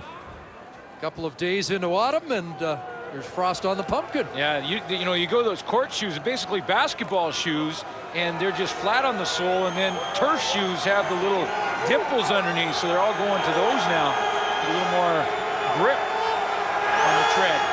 2nd and 10. And again, Joseph flushed. Pulls it down, crosses midfield, and ends up at the 51. He'll be a yard short of the first down. You know, Kerry Joseph does a Damon Allen-like move to get out of this trouble, but he has got to get help from his receiving core downfield. And when a quarterback scrambles out of the pocket like this, the receivers that have deep routes have got to come back to the ball, and the receivers that have short routes have got to turn and go deep. And Armstead, in the last play, he had one go through his fingers. The rest of this receiving core simply got to start helping Kerry Joseph. He's running for his life back there, and he's not got a lot of open targets right now. And no Yo Murphy tonight. Pulled quad, 3rd and 1 for Joseph and company, and nothing on the surge. And the second effort, I don't think so. Well, there's 2 officials have their foot down on the field. The Calgary offense is halfway out there. Joe Paopau's looked. The initial surge got nothing, and then he seemed to roll off the pile and get a little before he was tossed back. We'll see what the forward progress is. Well, the initial surge didn't get it. I mean, you're right, Chris. He wasn't there right now. Now, this is where the second effort comes in. Remember, they will go and fight through the bottom of that pile to find the football. Now, it is short of the 50-yard line, the 50-yard stripe. And I believe it was that stripe they needed to get to. John Grace filled the hole initially, and this is going to come up well short. No question. No shot. Turnover on downs for a Calgary defense that has stepped up tonight. You know, Jermaine Franklin just told us about the frost in the field, and that affects plays like those short quarterback sneaks where the quarterback has to dig in, get low, and push the pile, including the offensive line. Perfect timing by that Calgary defensive front. They won the battle in the trench. 4 straight possessions have resulted in points for the Stampeders. The Renegades defense has to stiffen. Whitbrine lost the handle, regained it, and then an incompletion. And a penalty marker on the play. Was Rambo jostled, or did he step out and back in? And we'll see if this was a catchable ball or not. Indication from Nick Lewis is that this is going against Ottawa. Illegal contact on a receiver. Ottawa, number 32. It's a 10-yard penalty. Franz Clements in his second game of the year, coming off a knee injury. But it was called illegal contact. The difference between that and pass interference is that contact can happen anytime on the play. So the contact the penalty could have already been occurred on that sideline. It wasn't pass interference. That's when the ball and whether or not it was catchable would come into play on pass interference, not necessarily on illegal contact. To the Ottawa 50, a first down. Wimprine out of the backfield, throws low, incomplete, intended for Reynolds. Second and 10, Calgary. Now this would be a good example of how Greg Marshall here on 2nd and 10 is going to approach Danny Wimprine in passing downs and pure passing downs, and whether or not he's going to go with full blitz and put pressure on him physically, or drop everyone off and try and make Danny Wimprine be patient and find the open receiver in the open zone.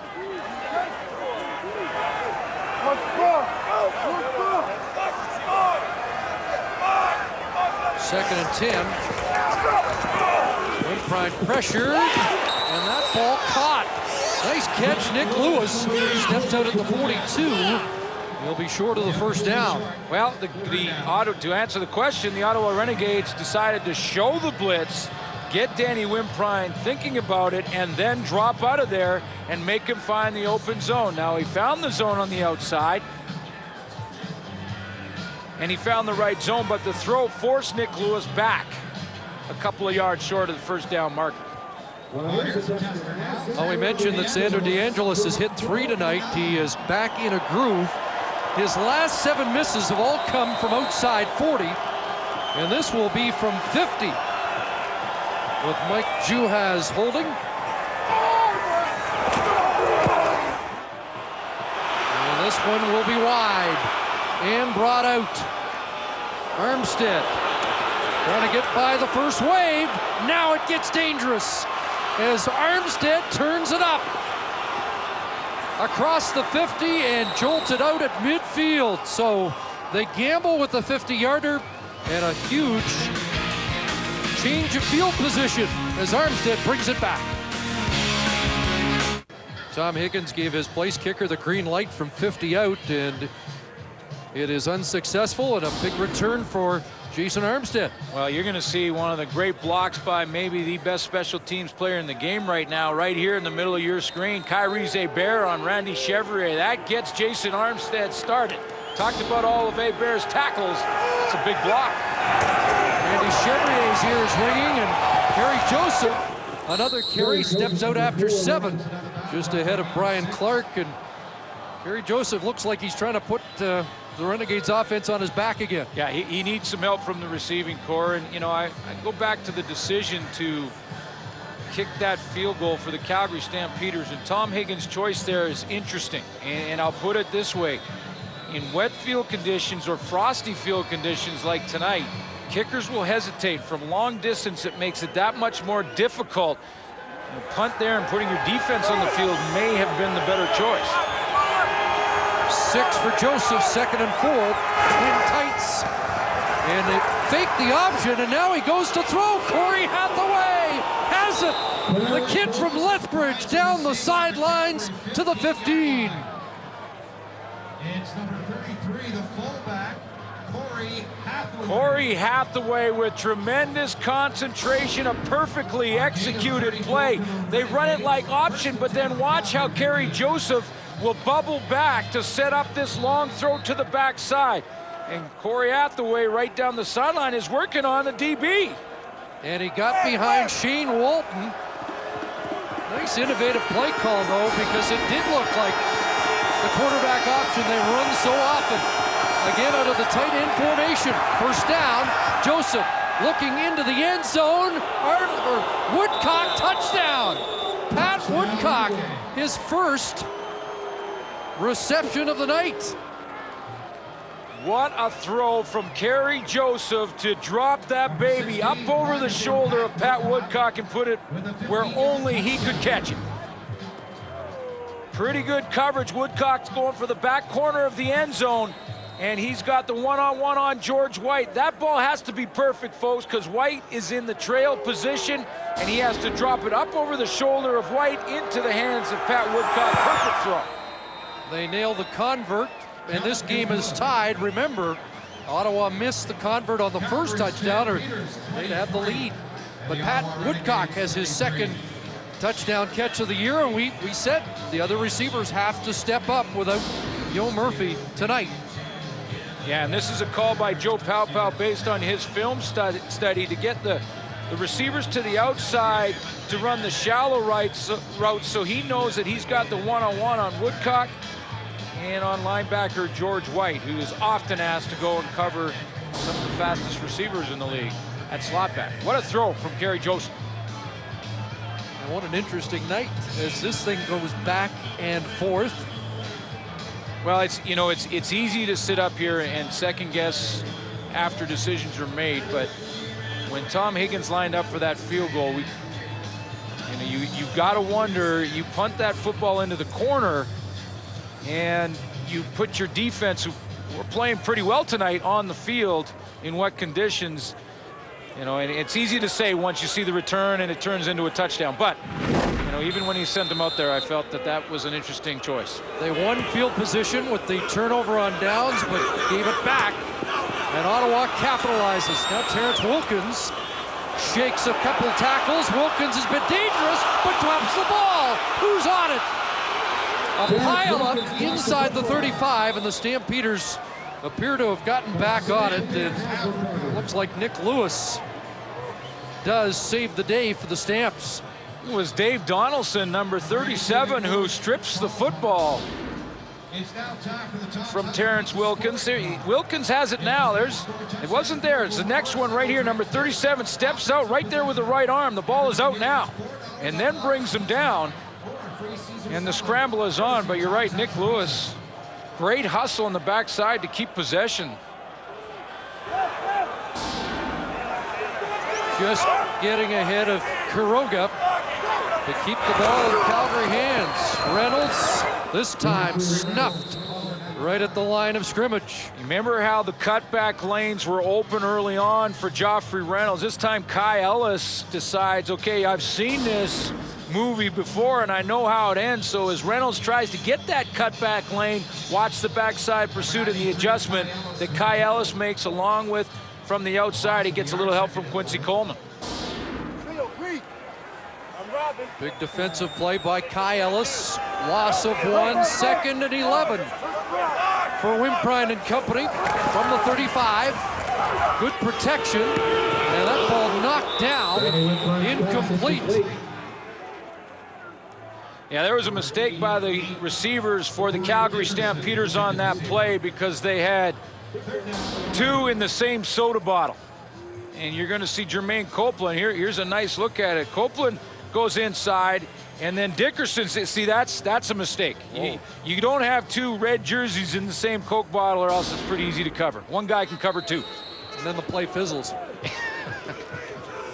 And a 2 and out for the first time in a long time. That's why you get the big bucks. For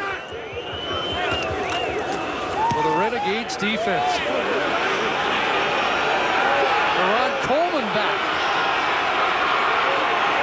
Coleman nailed at the 23-yard line. A tie football game and a 60-yard punt by Burke Dales.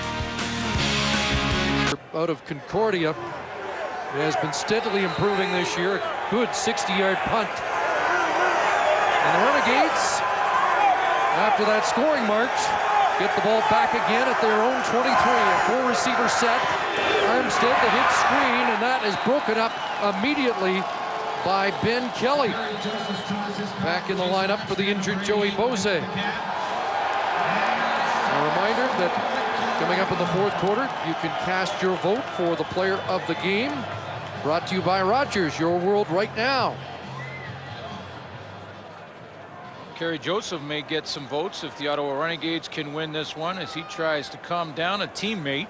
Freddie Moore heated up. How about Joffrey Reynolds? He'd be a good candidate for player of the game.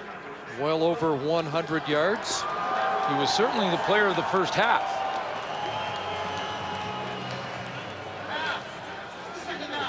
Rough play. And Freddie Moore, the right tackle, puts his team in a bigger hole. And Kerry Joseph looks to the sidelines for help. It will be 2nd and 24. Does Tommy Condell have in the playlist for 2nd and 24 from your own 12-yard line? Not many. Shovel, Ronick back to the line of scrimmage, and not much else. Raheem Abdullah, he's been active tonight. Well, interesting call from Joe Paopao that time, because that sort of cut your losses in that situation on 2nd and 24. However, he did need about 10-15 yards to get his punting team out of their own end zone. And as it stands, it looks like Kellett will have to stand back inside of his end zone. You never want to give up the points that put you behind. But what kind of field position will Calgary have when Kellett kicks this out, if that's what he decides to do? So you wouldn't concede the safety? Yeah, I think I might, even though it gives up points that put you behind. 2 better than putting the other team in position to score 3.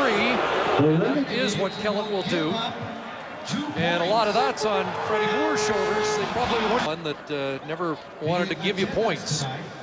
Yeah. But more and more we see most coaches take that 2-point play instead of giving field position that almost guarantees a field goal. Well, one of the reasons that has changed, and the philosophy I think for coaches has changed, is because of the quality of returners out there now. And you get automatic field goal position, but if a returner catches it on the fly, and they're so good now, it could turn into a touchdown in a hurry. He only has half the field to run it. Terrence Wilkins has looked dangerous tonight, although he dangerously put the ball down on his last return. And it is Wilkins across the 40, and he's collared by Dwayne Taylor and brought down when it looked like he was going to burst across midfield.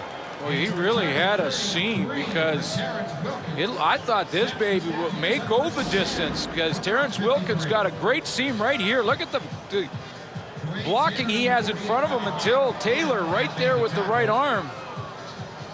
Well, Gerald Vaughn maybe had an angle on him too, but boy, it looked like Terrence Wilkins had some good speed and momentum going. Stampeders have found themselves a returner. Oh, yeah.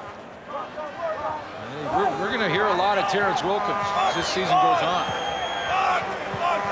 At the Calgary 53, they swing it out. And there's Kenyon Rambo getting inside. First down into Ottawa territory.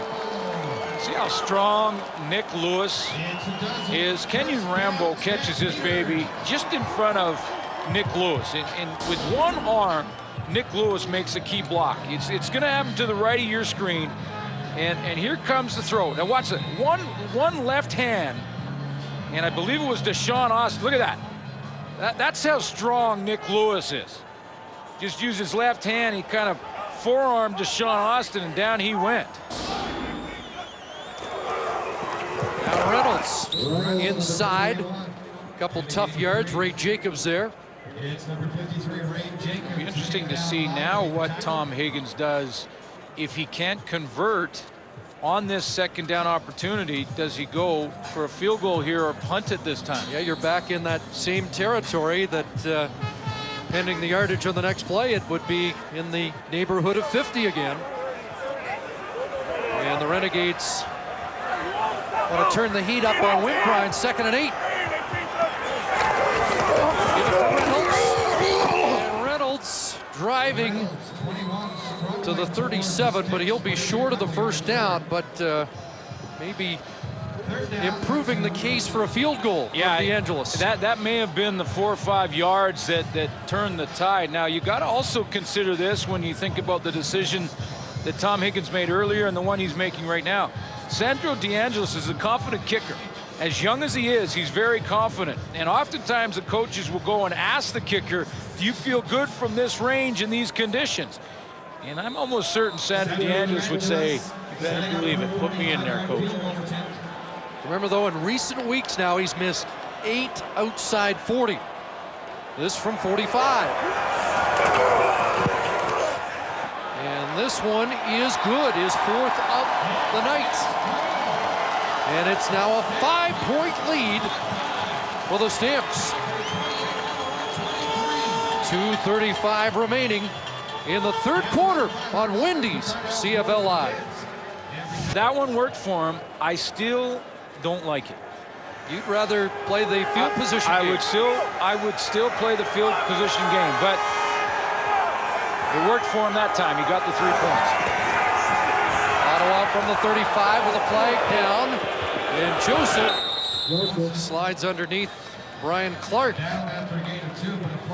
And that flag would normally indicate holding. Yeah, it would. And if it does, then it'll be the 2nd series in a row that a penalty has put the Ottawa Renegades offense in a big hole to start a drive. Holding. Ottawa 58. Repeat first down. Pascal Charon, the right guard. For Ottawa, back at their 25. There's Pascal Charon right now, and sometimes I often feel for offensive linemen, they don't get to be circled very often, and when they do, it's a bad. it's often a bad circle. And Pascal Charon, George Hudson, and Val St. Germain in the middle there have been the mainstays for the Renegades in their offensive line. They've had to rotate their tackles. This is the 6th consecutive game that this offensive line has stayed intact. They're getting better, but Joe Paopao wants to see the improvement curve improve even more rapidly. Quiroga, a catch, slippery footing, up at the 34-yard line. They bite off 9. It'll be 2nd and 11. Robert Quiroga has got to think about his footwear now. As it gets more and more frost, it looks like to me that he does have the turf shoes on, and you can see how the footing is now. Just he might have got 2 or 3 more yards before Shane Walton showed up. He's got to get the track shoes on, a 400-meter star at Baylor and a teammate of 2-time Olympic gold medalist Jeremy Warner.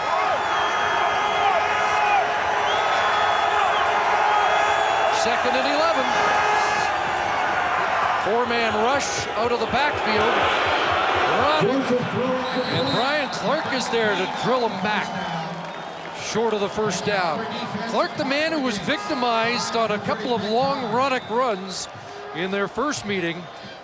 And he was in the neighborhood to make sure Ronick didn't find first down territory that time. Well, the defense has certainly showed up to play tonight. The Calgary defense has played very well over the last 3-4 games, but certainly after they gave up over 500 yards of offense in the game against the Ottawa Renegades, they heard from their coach and their entire coaching staff, and Denny Crehan and the boys, and playing way better tonight. Low snap, Kellett just gets it away. And it bounces past Wilkins. He'll pick it up at the 20, and Renegades will be happy to give out the 5 yards penalty to make sure that Wilkins was not going anywhere. It turns into a 50-yard punt for Kellett after he had to field that one off the frosty turf. Ottawa 23, 5-yard penalty, first down, Calgary. Hebert called no yards. Well, the Degree Poker Championship continues with playoff number 4 tomorrow, 7:30 Eastern, 4:30 Pacific on TSN, and available in TSN HD. Right now, Greg Marshall up against Steve Barato have a bit of a poker game going on, with Greg Marshall trying to hold his cards close to the chest right now. His defense. Bunch formation right side, they pitch right side. And Reynolds across the 30, 35. Quincy Coleman grabs some cloth and hauls him down. Another 12-yard rump for Joffrey Reynolds. Well, Steve Barato has brought this bunch formation that he used with the BC Lions, that the BC Lions still use. And I'm surprised that more teams don't use it more often, because you can see how with this bunch formation over here, how Joffrey Reynolds with this quick toss can get to the outside and outflank the Ottawa defenders with blocking help in front of them. And it's a successful play and has been all game long. Reynolds adding to his totals here as he found a hole and slipped through to the 45-yard line. 8 more. You know, it's been 20 years since a Stampeder running back rushed for 200 in a game. Willie Burton did that, and he's 35 yards away. They go with that bunch formation a bunch more. He's got a quarter to go. He may get there. This is 18th CFL game, and he's approaching 1,500 yards on the ground in what would be a full CFL season. Again, Reynolds, should be the final play of the third quarter, and this time it's a loss of yardage on 2nd and 2. So a big defensive play to end the third quarter for the Renegades, who trail by 5. Brought to you by Rona, the how-to people. Well, it's pretty simple. Here is why the Calgary Stampeders are leading this football game right now. 171 yards rushing. Joffrey Reynolds thinking about votes for player of the game. I'm sure he's got a few already. A big defensive stop by the Renegades. Dales punting it away. Armstead out shy of the 30-yard line. So we start the fourth quarter, and the Ottawa Renegades down by 5. And TSN is your home for NFL Sunday Night Football. This week it's the New York Giants taking on the San Diego Chargers. Coverage begins 8:30 Eastern, 5:30 Pacific. It's available in TSN HD. You know, it's been 10 games since the Renegades were able to put up at least 10 points in each half of a game. They had 16 in the first half. They have 1 touchdown in the second half. They're going to need another touchdown or at least 6 points more to win here tonight. Short pass play to Armstead. Well, the one thing that Kerry Joseph hasn't been able to do tonight is hit the deep ball consistently. Had the one drive and the one play to Corey Hathaway down the sideline, then went right back to Woodcock in the corner of the end zone. Those are really his only 2 deep passes. He's had success with the deep ball, hasn't come back to it since.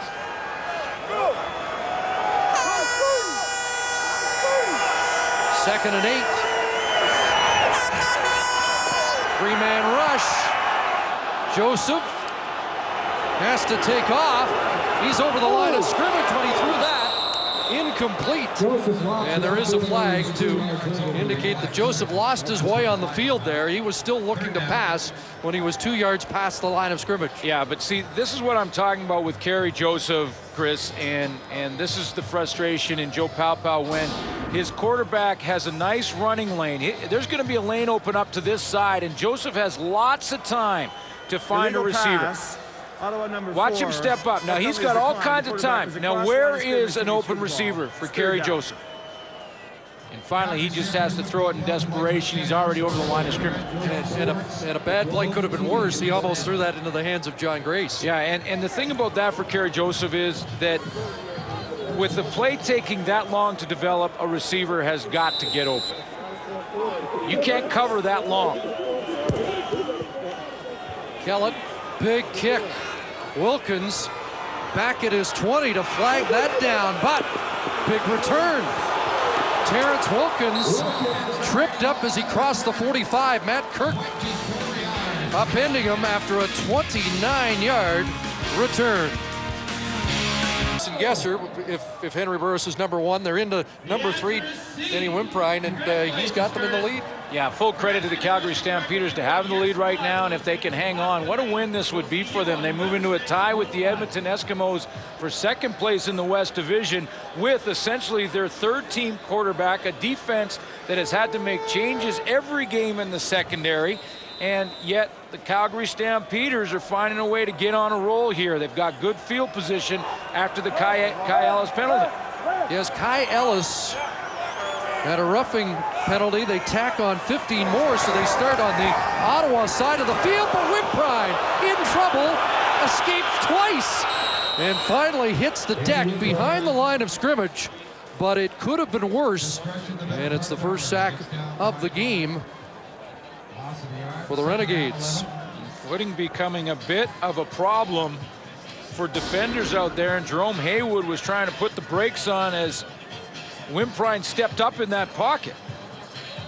You can see right here, he just slid right by him. Ray Jacobs had a shot. He couldn't wrap up, and Wimprine showing that he's got pretty good leg strength, breaking 2 tackles. Loss of 1. 2nd and 11 from the gun. A ball that is incomplete, intended for Dickerson. Corey Dickerson, Southern California. Maybe this is just, it's cold weather out here. Yep. Maybe he just needs a week or 2 to get used to it, because he's had a couple go through the mitts in this game tonight, and maybe playing in conditions that he's not quite used to just yet. Yeah, but this isn't cold. No. If Corey Dickerson thinks this is cold, boy, like my dad used to tell me, he's got another thing coming. Of course, your dad walked to school about 5 miles through the snowdrifts. Uphill. Yep. Dales, angled punt out of the Glenn Suter strategy book. But Armstead burst up the sidelines. A little acceleration before Reinhardt met him. 43-yard punt. 17 on the return. Check that George White with the collision. Renegades from their 20 after that return. Josh Ronick, a couple of yards. Brian Clark the stop.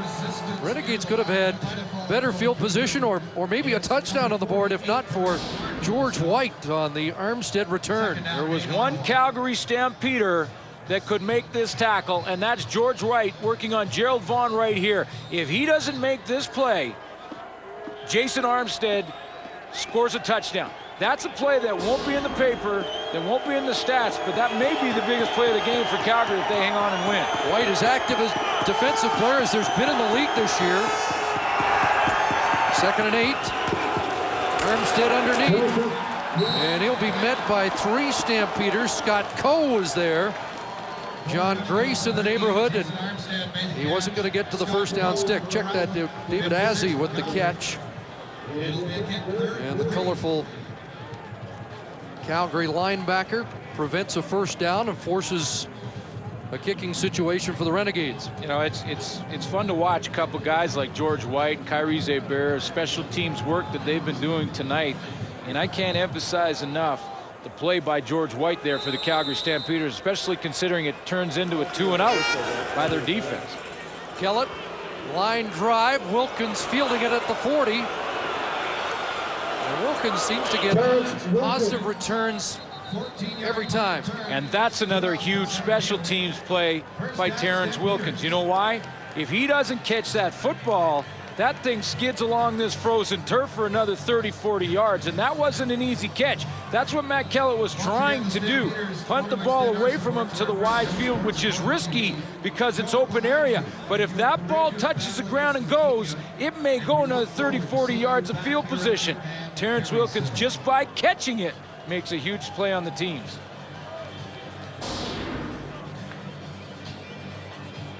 Injured Renegade down on the play. Greg Bierman shaken up. Just under 11 minutes remaining in the fourth quarter. Well, the Stampeders have given Danny Wimprine pretty good field position throughout this game, certainly in the second half, and here again they start from the 55. Another shotgun over the middle, a completion and a huge hit. Kyrie Zeber, but Geronimo Lewis hung on. Oh, did he ever? Hit, one hit. That's what the receivers want to do in a hurry, is jump up and say, you didn't hurt me with this, baby. What a catch.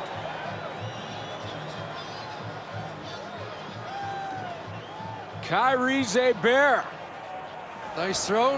Nice catch. Oh, man. Hellacious hit. Now Reynolds brought down after 3. You know, what was overlooked with that hit was the throw from Danny Wimprine. That was over top of one defender and dropped right in the hole in that seam. Kyrie Zeber came over there and really put the hit on Nick Lewis, who jumped right up. Physical specimen Nick Lewis, it looked like he didn't feel that at all, and that would put most players on the sideline at the very least, if not in an ambulance. 2nd and 7. Wimprine in the flat, nearly picked. Corey Banks nearly had another.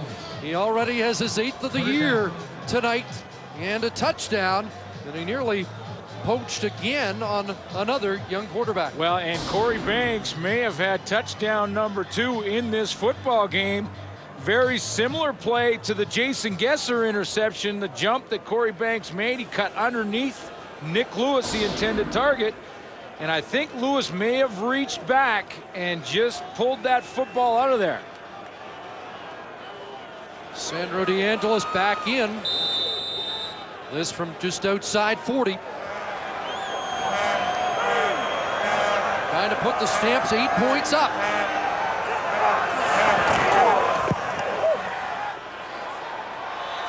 The kid out of Niagara Falls has responded big time tonight. You know, it really is amazing. You know, Sandro DeAngelis has gone through a couple of bumps over the last couple of games, got the great start, but it's amazing what's happening with the kickers in the Canadian Football League this year. You look at some of the young kickers on the list and you see who will make the cut. Well, we'll set the cut at 70%. You have to be above that to make it.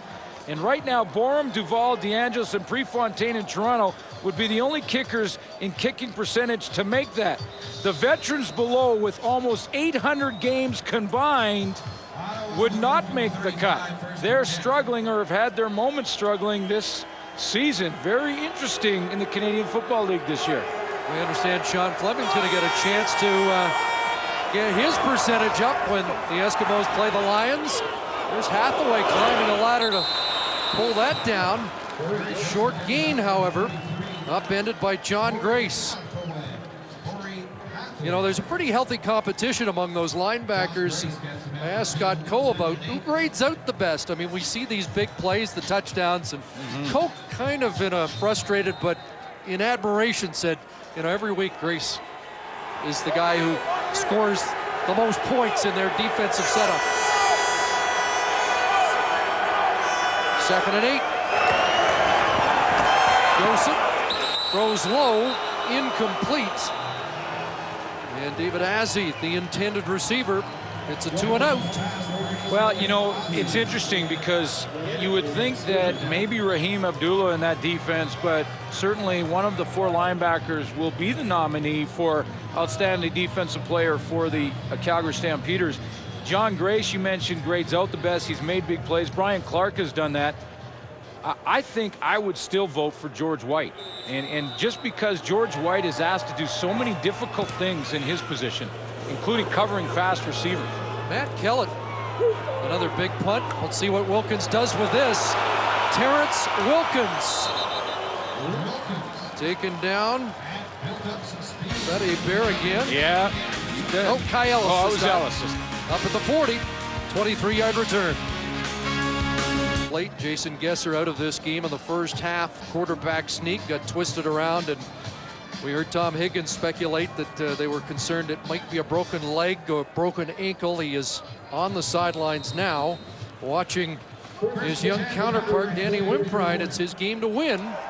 8-point lead, just under 8 minutes to go.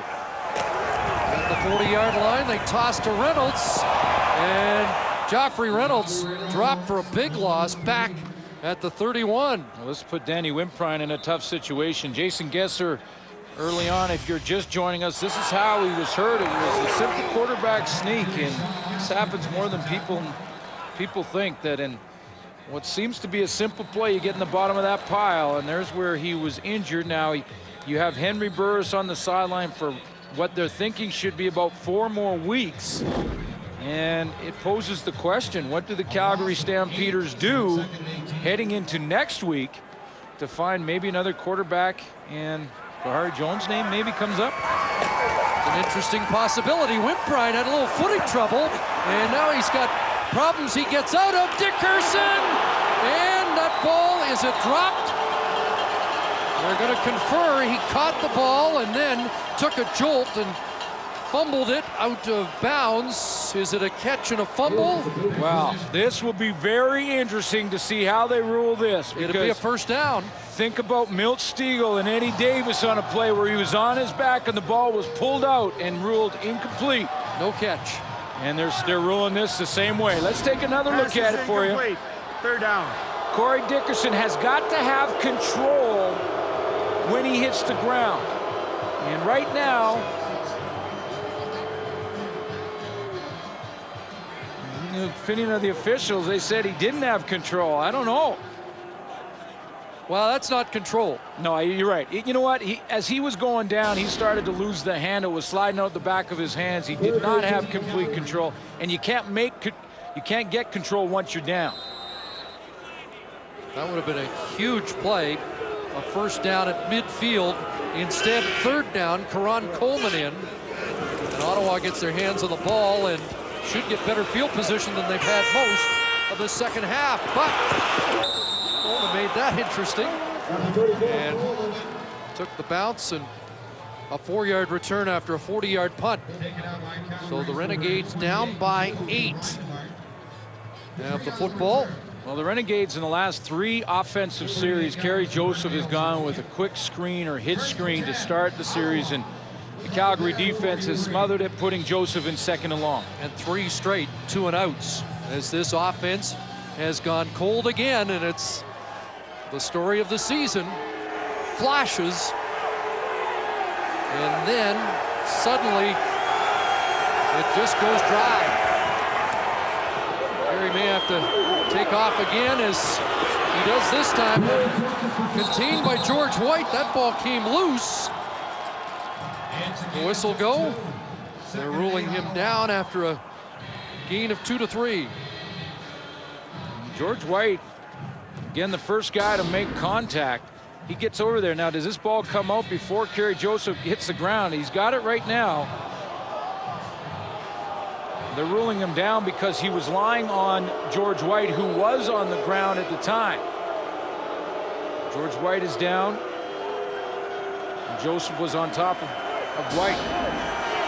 George came into the game, 1 tackle off the lead, held by a pair of Blue Bombers, Wes Lysak and Sean Woodson.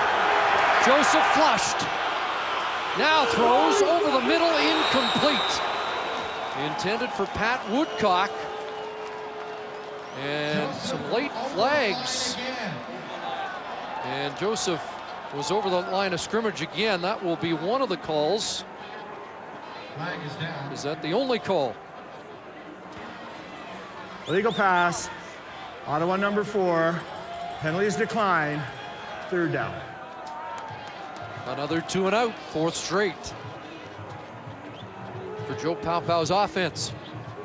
Well, Kerry Joseph got flushed so far up into the pocket that by the time he broke to the outside, he was probably already over the line, didn't realize it.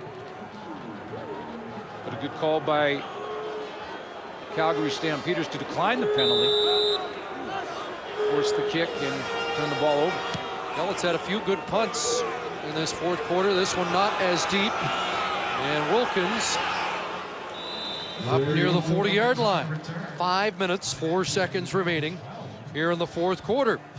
And a reminder that this week, Wendy's Friday Night Football comes to you from Taylor Field in Regina.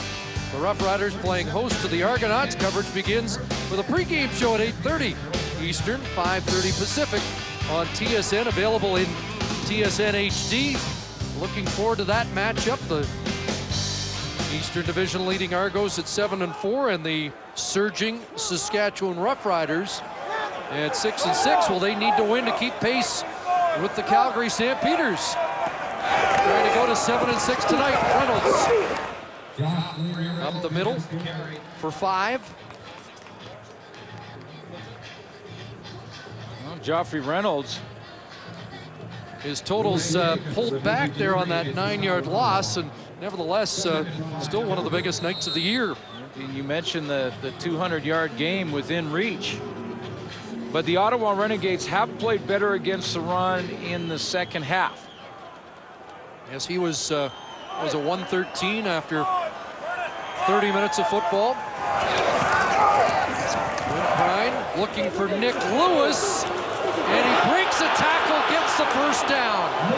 Well, Corey Banks had him stopped, and a little extra effort gives Lewis a chance to give us a little extra on the first down call. Now that's how strong he is. This is Nick Lewis at his best. We saw him take the big hit over the middle from Kyrie Zeber a couple of plays ago, a couple of series ago, and he shook that baby off, comes right back, and he shakes that tackle off just as easily from Corey Banks and picks up the first down.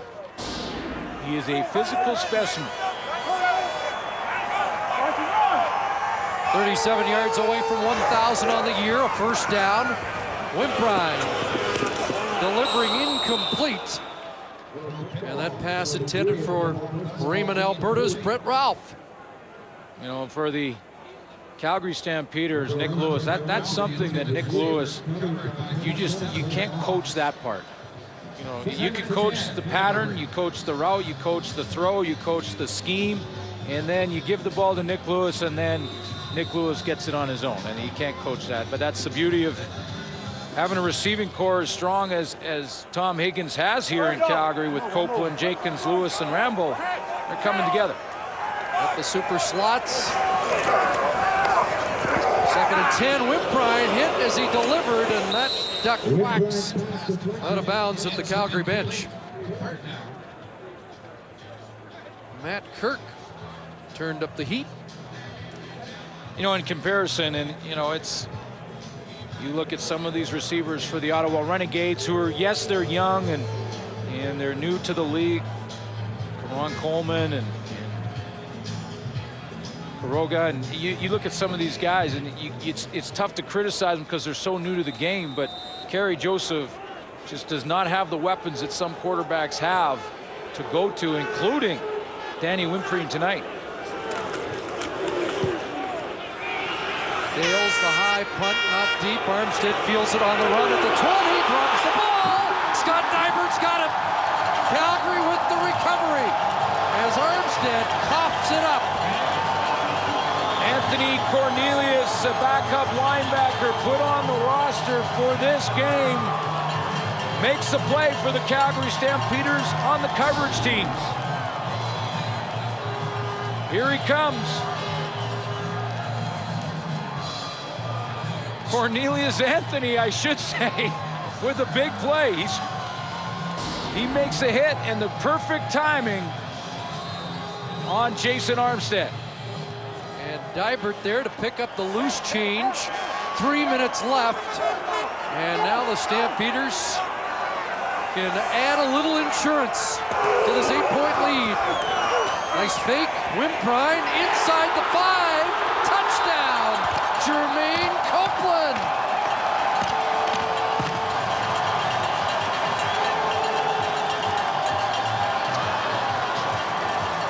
Well, he didn't get to celebrate his first Stampeder touchdown against Ottawa when they were beaten up in July, but he's going to savor this one.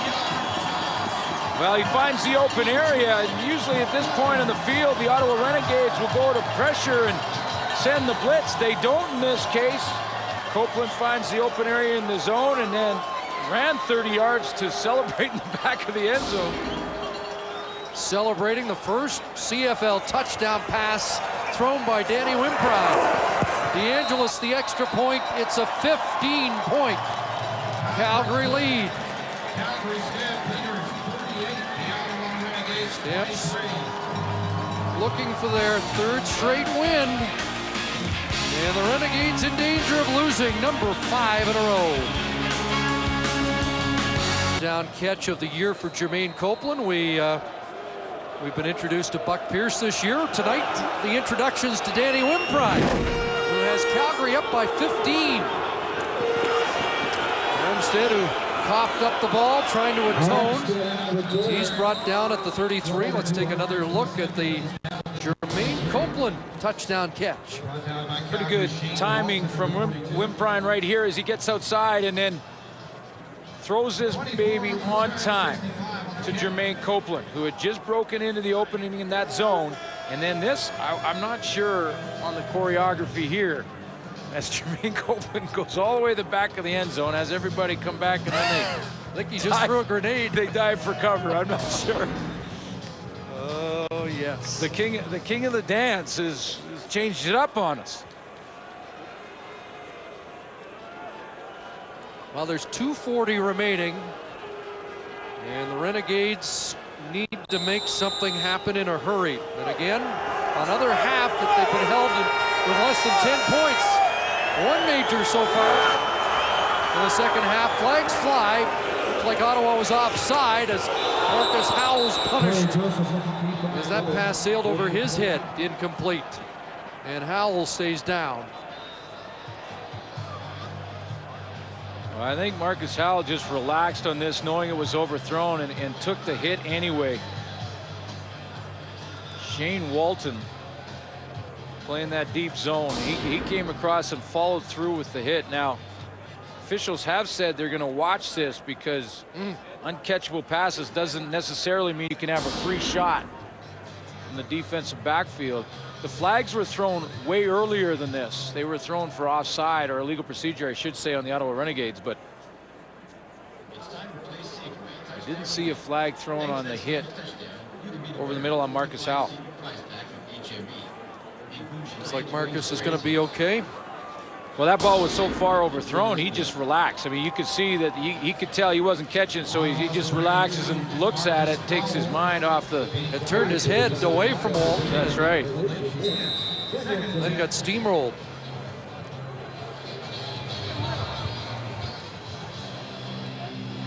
Well, you looked at this game on the schedule and sensed an opportunity for Ottawa against a backup quarterback, and who would have thought against a backup to the backup that they'd be down by 15. And now a time count. Well, you can almost say that, and you could see the frustration with Kerry Joseph. That's almost inexcusable to have Marcus Howell go down. Time count violation. Ottawa number 4, 3rd down. And have all that extra time to get a play in and then still get a time count violation, and then that adds to the penalties. And, you know, 104 yards in penalties for Ottawa tonight, a bunch of them costly. 3 or 4 of them costly penalties, kept drives alive.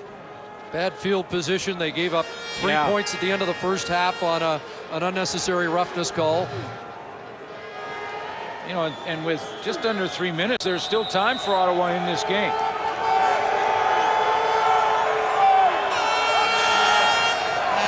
Second and 10. Joseph steps up, Coe's there, check that third down. And it's a turnover on downs.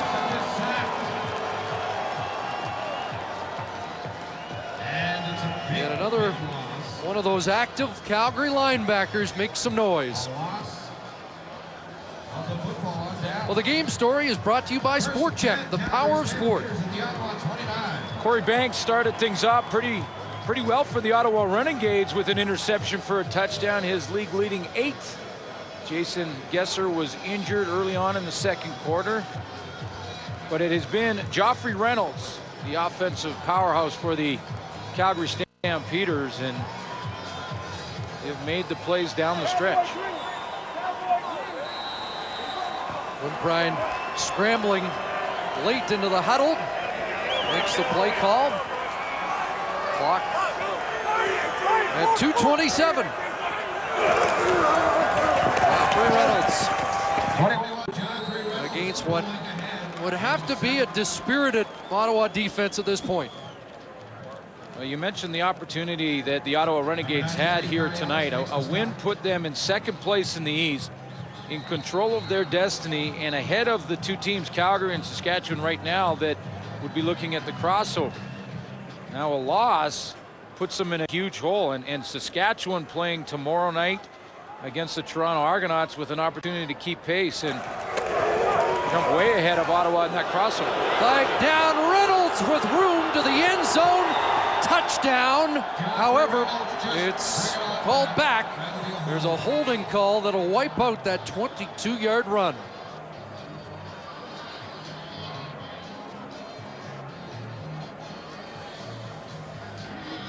Holding. Calgary 64. 10-yard penalty. Repeat second down. That's your gladiator. Yeah, Jeff Pilon has played very well tonight. In fact, you know, you got to give some credit to the big guys up front. And Jeff Pilon, Jamie Crysdale, we saw early on. Anytime your running back is approaching 200 yards, you know the offensive line is getting it done in a hurry. We showed you some blocks early in the game, a couple from Crysdale, and the big boys are doing the number, especially they're looking at their third-string quarterback. They're protecting him, and Reynolds having a big night. Taylor Robertson, Jay McNeil, Alex Gauthier, the former Renegade. There's a pass on a line and a nice catch there. They bear the tackle, but Nick Lewis. It's been quite amazing what Nick Lewis has done tonight. I mean, Nick Lewis, the hits he's taken, that was another solid hit. I mean, that might have not been as dramatic as the other one with both players flying their legs in the air, but it's the same play. He just gets into that seam, and then this time he gets a chance to brace himself. And that was solid. Shoulder to shoulder. Nothing wrong with the throw either. Reynolds right side, inside the 5. So how about the Calgary Stampeders? They punched this baby in and wrapped this game up. And the Calgary Stampeders all of a sudden jump into a tie for second in the West Division. Saskatchewan playing tomorrow night can keep pace with a win against Toronto. Toronto hasn't played in 12 days. They're well rested. Be a 3-game winning streak for the first time in 3 years. First time in 5 years that the Stamps have been over 500 at this late in the season.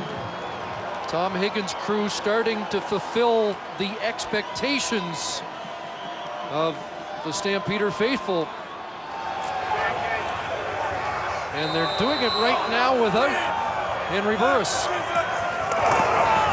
Reynolds again. Joffrey Reynolds, touchdown. Capping his sensational night.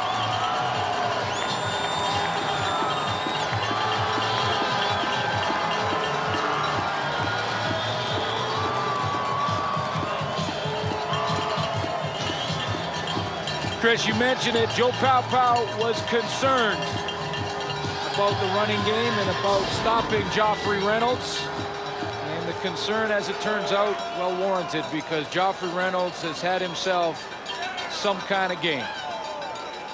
He has the reputation of being a power back. Pau really underscored his deceptive speed, and we've seen all facets of Joffrey Reynolds' running game. His first 100-yard game in 10 weeks, closing in on 200 with 1:22 to go. Joffrey Reynolds is tracking down Charles Roberts in the overall rushing derby. We were getting a chance tonight to watch number 2 and 3 in Joffrey Reynolds and Josh Ronick. Ronick has been real quiet, although the Ottawa Renegades in the second half have had to try and come back. But remember, the first time they met, it was Ronick running all over Calgary to the tune of 164 yards. Tonight, silenced, and really the running game wasn't there from the get-go for Ottawa. No. It was for the Stamps. And now as it snowballs, almost literally here in Calgary with the frost on the field, on the Ottawa Renegades, again, problems. You know, points on the board. The average of the previous 4 games was 44 points, and went they're on the average by and one more for this 5th game. And the previous 5 games, again, they averaged 18 points against. So the defense breaking down, and the offense again not able to respond tonight. 22 unanswered points. Well, and a 22-point lead. Chris, when you look at the defense, I really believe the Renegades defense played well enough to win tonight. They got this game close to the 4th quarter on the road. Corey Banks with another interception for a touchdown, so they did get that turnover they have been missing over the last few games. They played well enough, not against the run. That was their problem. They just did not stop the run on first down, could not control Joffrey Reynolds. But more importantly for Joe Pau, he's got to find some receivers. I'm with you. This is the leanest receiving core in the league. Yeah, and you just look around the league at some of the very good teams. Edmonton Eskimos, the BC Lions, look at their receiving core and look at what Kerry Joseph has to work with. And I think he finds a problem. Joseph underneath Ronick, George White. That's why you like George White so much. Yeah, well, he's just all over the football. And the Calgary defense will keep you close, and now they're going to have to continue to do that as they go through quarterbacks here in Calgary, and they'll have to figure out what they're going to do as this season goes on, at least until they can get Henry Burrs back and healthy. But in the meantime, that defense is doing their thing. 2nd and 5. Details sketchy about Burrs' prognosis, but sounds like it's at least a month, maybe more away. Whoa! What a lick there from Scott Coe on David Azzi. And again, Coe yesterday, one of the Stamps that talked about how they were embarrassed. Really, the only game Calgary's been out of this year was in the nation's capital, and they had a little purpose when they showed up tonight. And you're starting to get the sense at this time of year, little frost, starts to get colder, the running game steps up in the case of the Calgary Stampeders tonight, and the hitting intensity turns up a little bit too, because the games become more important, the games become bigger, and you can see the intensity on the football field being turned up. Into the final third of the regular season. Stampeder down on the play, 47 seconds remaining. That's Raheem Abdullah getting attention. Reynolds, huge night for the Stampeders. They were down 16-7. They've outscored the Renegades 38-7 since then, which is kind of startling because it felt like a close game. It was 23-23, and it felt like anybody's game. But the Renegades just couldn't get anything else done offensively, and they couldn't stop Joffrey Reynolds. Well, he couldn't stop Joffrey Reynolds, and a couple of plays, too. You're going to go back in this 4th quarter when Nick Lewis broke a tackle from Corey Banks to get a key first down, and then he also made a big catch down the seam, taking a big hit from Kyrie Zubair. 2 big plays from Nick Lewis for the Calgary Stampeders that really got things going for him here in the 4th. Ronick. And a short gain there. Cornelius Anthony into the game at linebacker. Scott Coe in on the stop, and again, Copeland got it into the end zone, but Nick Lewis got some tough catches over the middle to keep drives alive and help out a young quarterback who looks like he's got plenty of potential. Well, and he's got to have some confidence now. Got it on second down. Close to the 45. As Joe Paupau's team just running out the clock now and regrouping for next Wednesday in Toronto.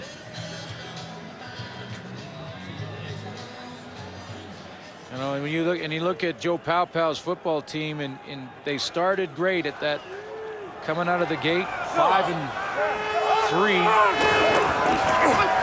Third down play action. And that ball from Brad Banks tossed incomplete. And a turnover on downs, and we'll have 3 seconds to tick off the clock. The man who started tonight for Calgary with an undisclosed leg injury. There was an indication of a break. He's had x-rays, but not revealing what the damage is. And right now it's Danny Wimprine's team for the near future, it would seem. And you brought up a name that I'm sure will be discussed in the next week. Kahari Jones, who just happens to have a home, I believe, still in Calgary. Well, and he's without a home professionally.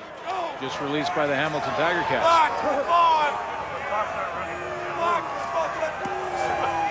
Time to take a knee. And this one is in the books. It is a 3-game Calgary win streak. It is a 5-game Renegade losing streak. Tom Higgins' Stampeders prevail. 45-23, Calgary moves to 7-6.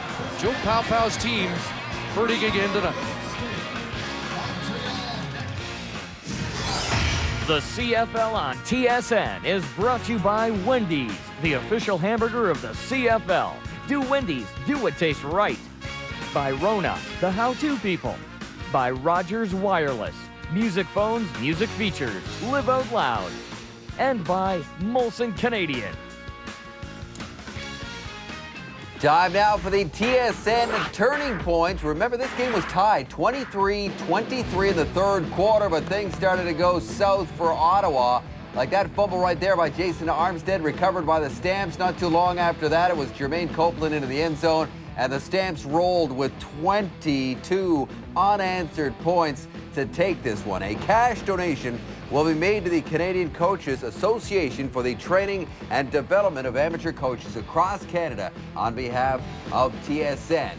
Tomorrow night, Wendy's Friday Night Football, the Argonauts taking on the Saskatchewan Roughriders, who have won 3 in a row. The Argos have been off for a while after that big shutout against Hamilton. The next edition of the TSN Sports Center comes your way at 2 a.m. Eastern Time, 11 Pacific, with Jay and Holly. All the news of the day from the world in sports. The player of the game, Rogers player of the game, is voted by you. 36% of you? Only 36% voted for Joffrey Reynolds. I'd like to see the rest of the vote, but I'll tell you what, he had a whale of a game, and so do the Stamps. On behalf of our entire crew, this is Dave Brandorf saying thanks for watching. You are watching TSN, Canada's sports leader.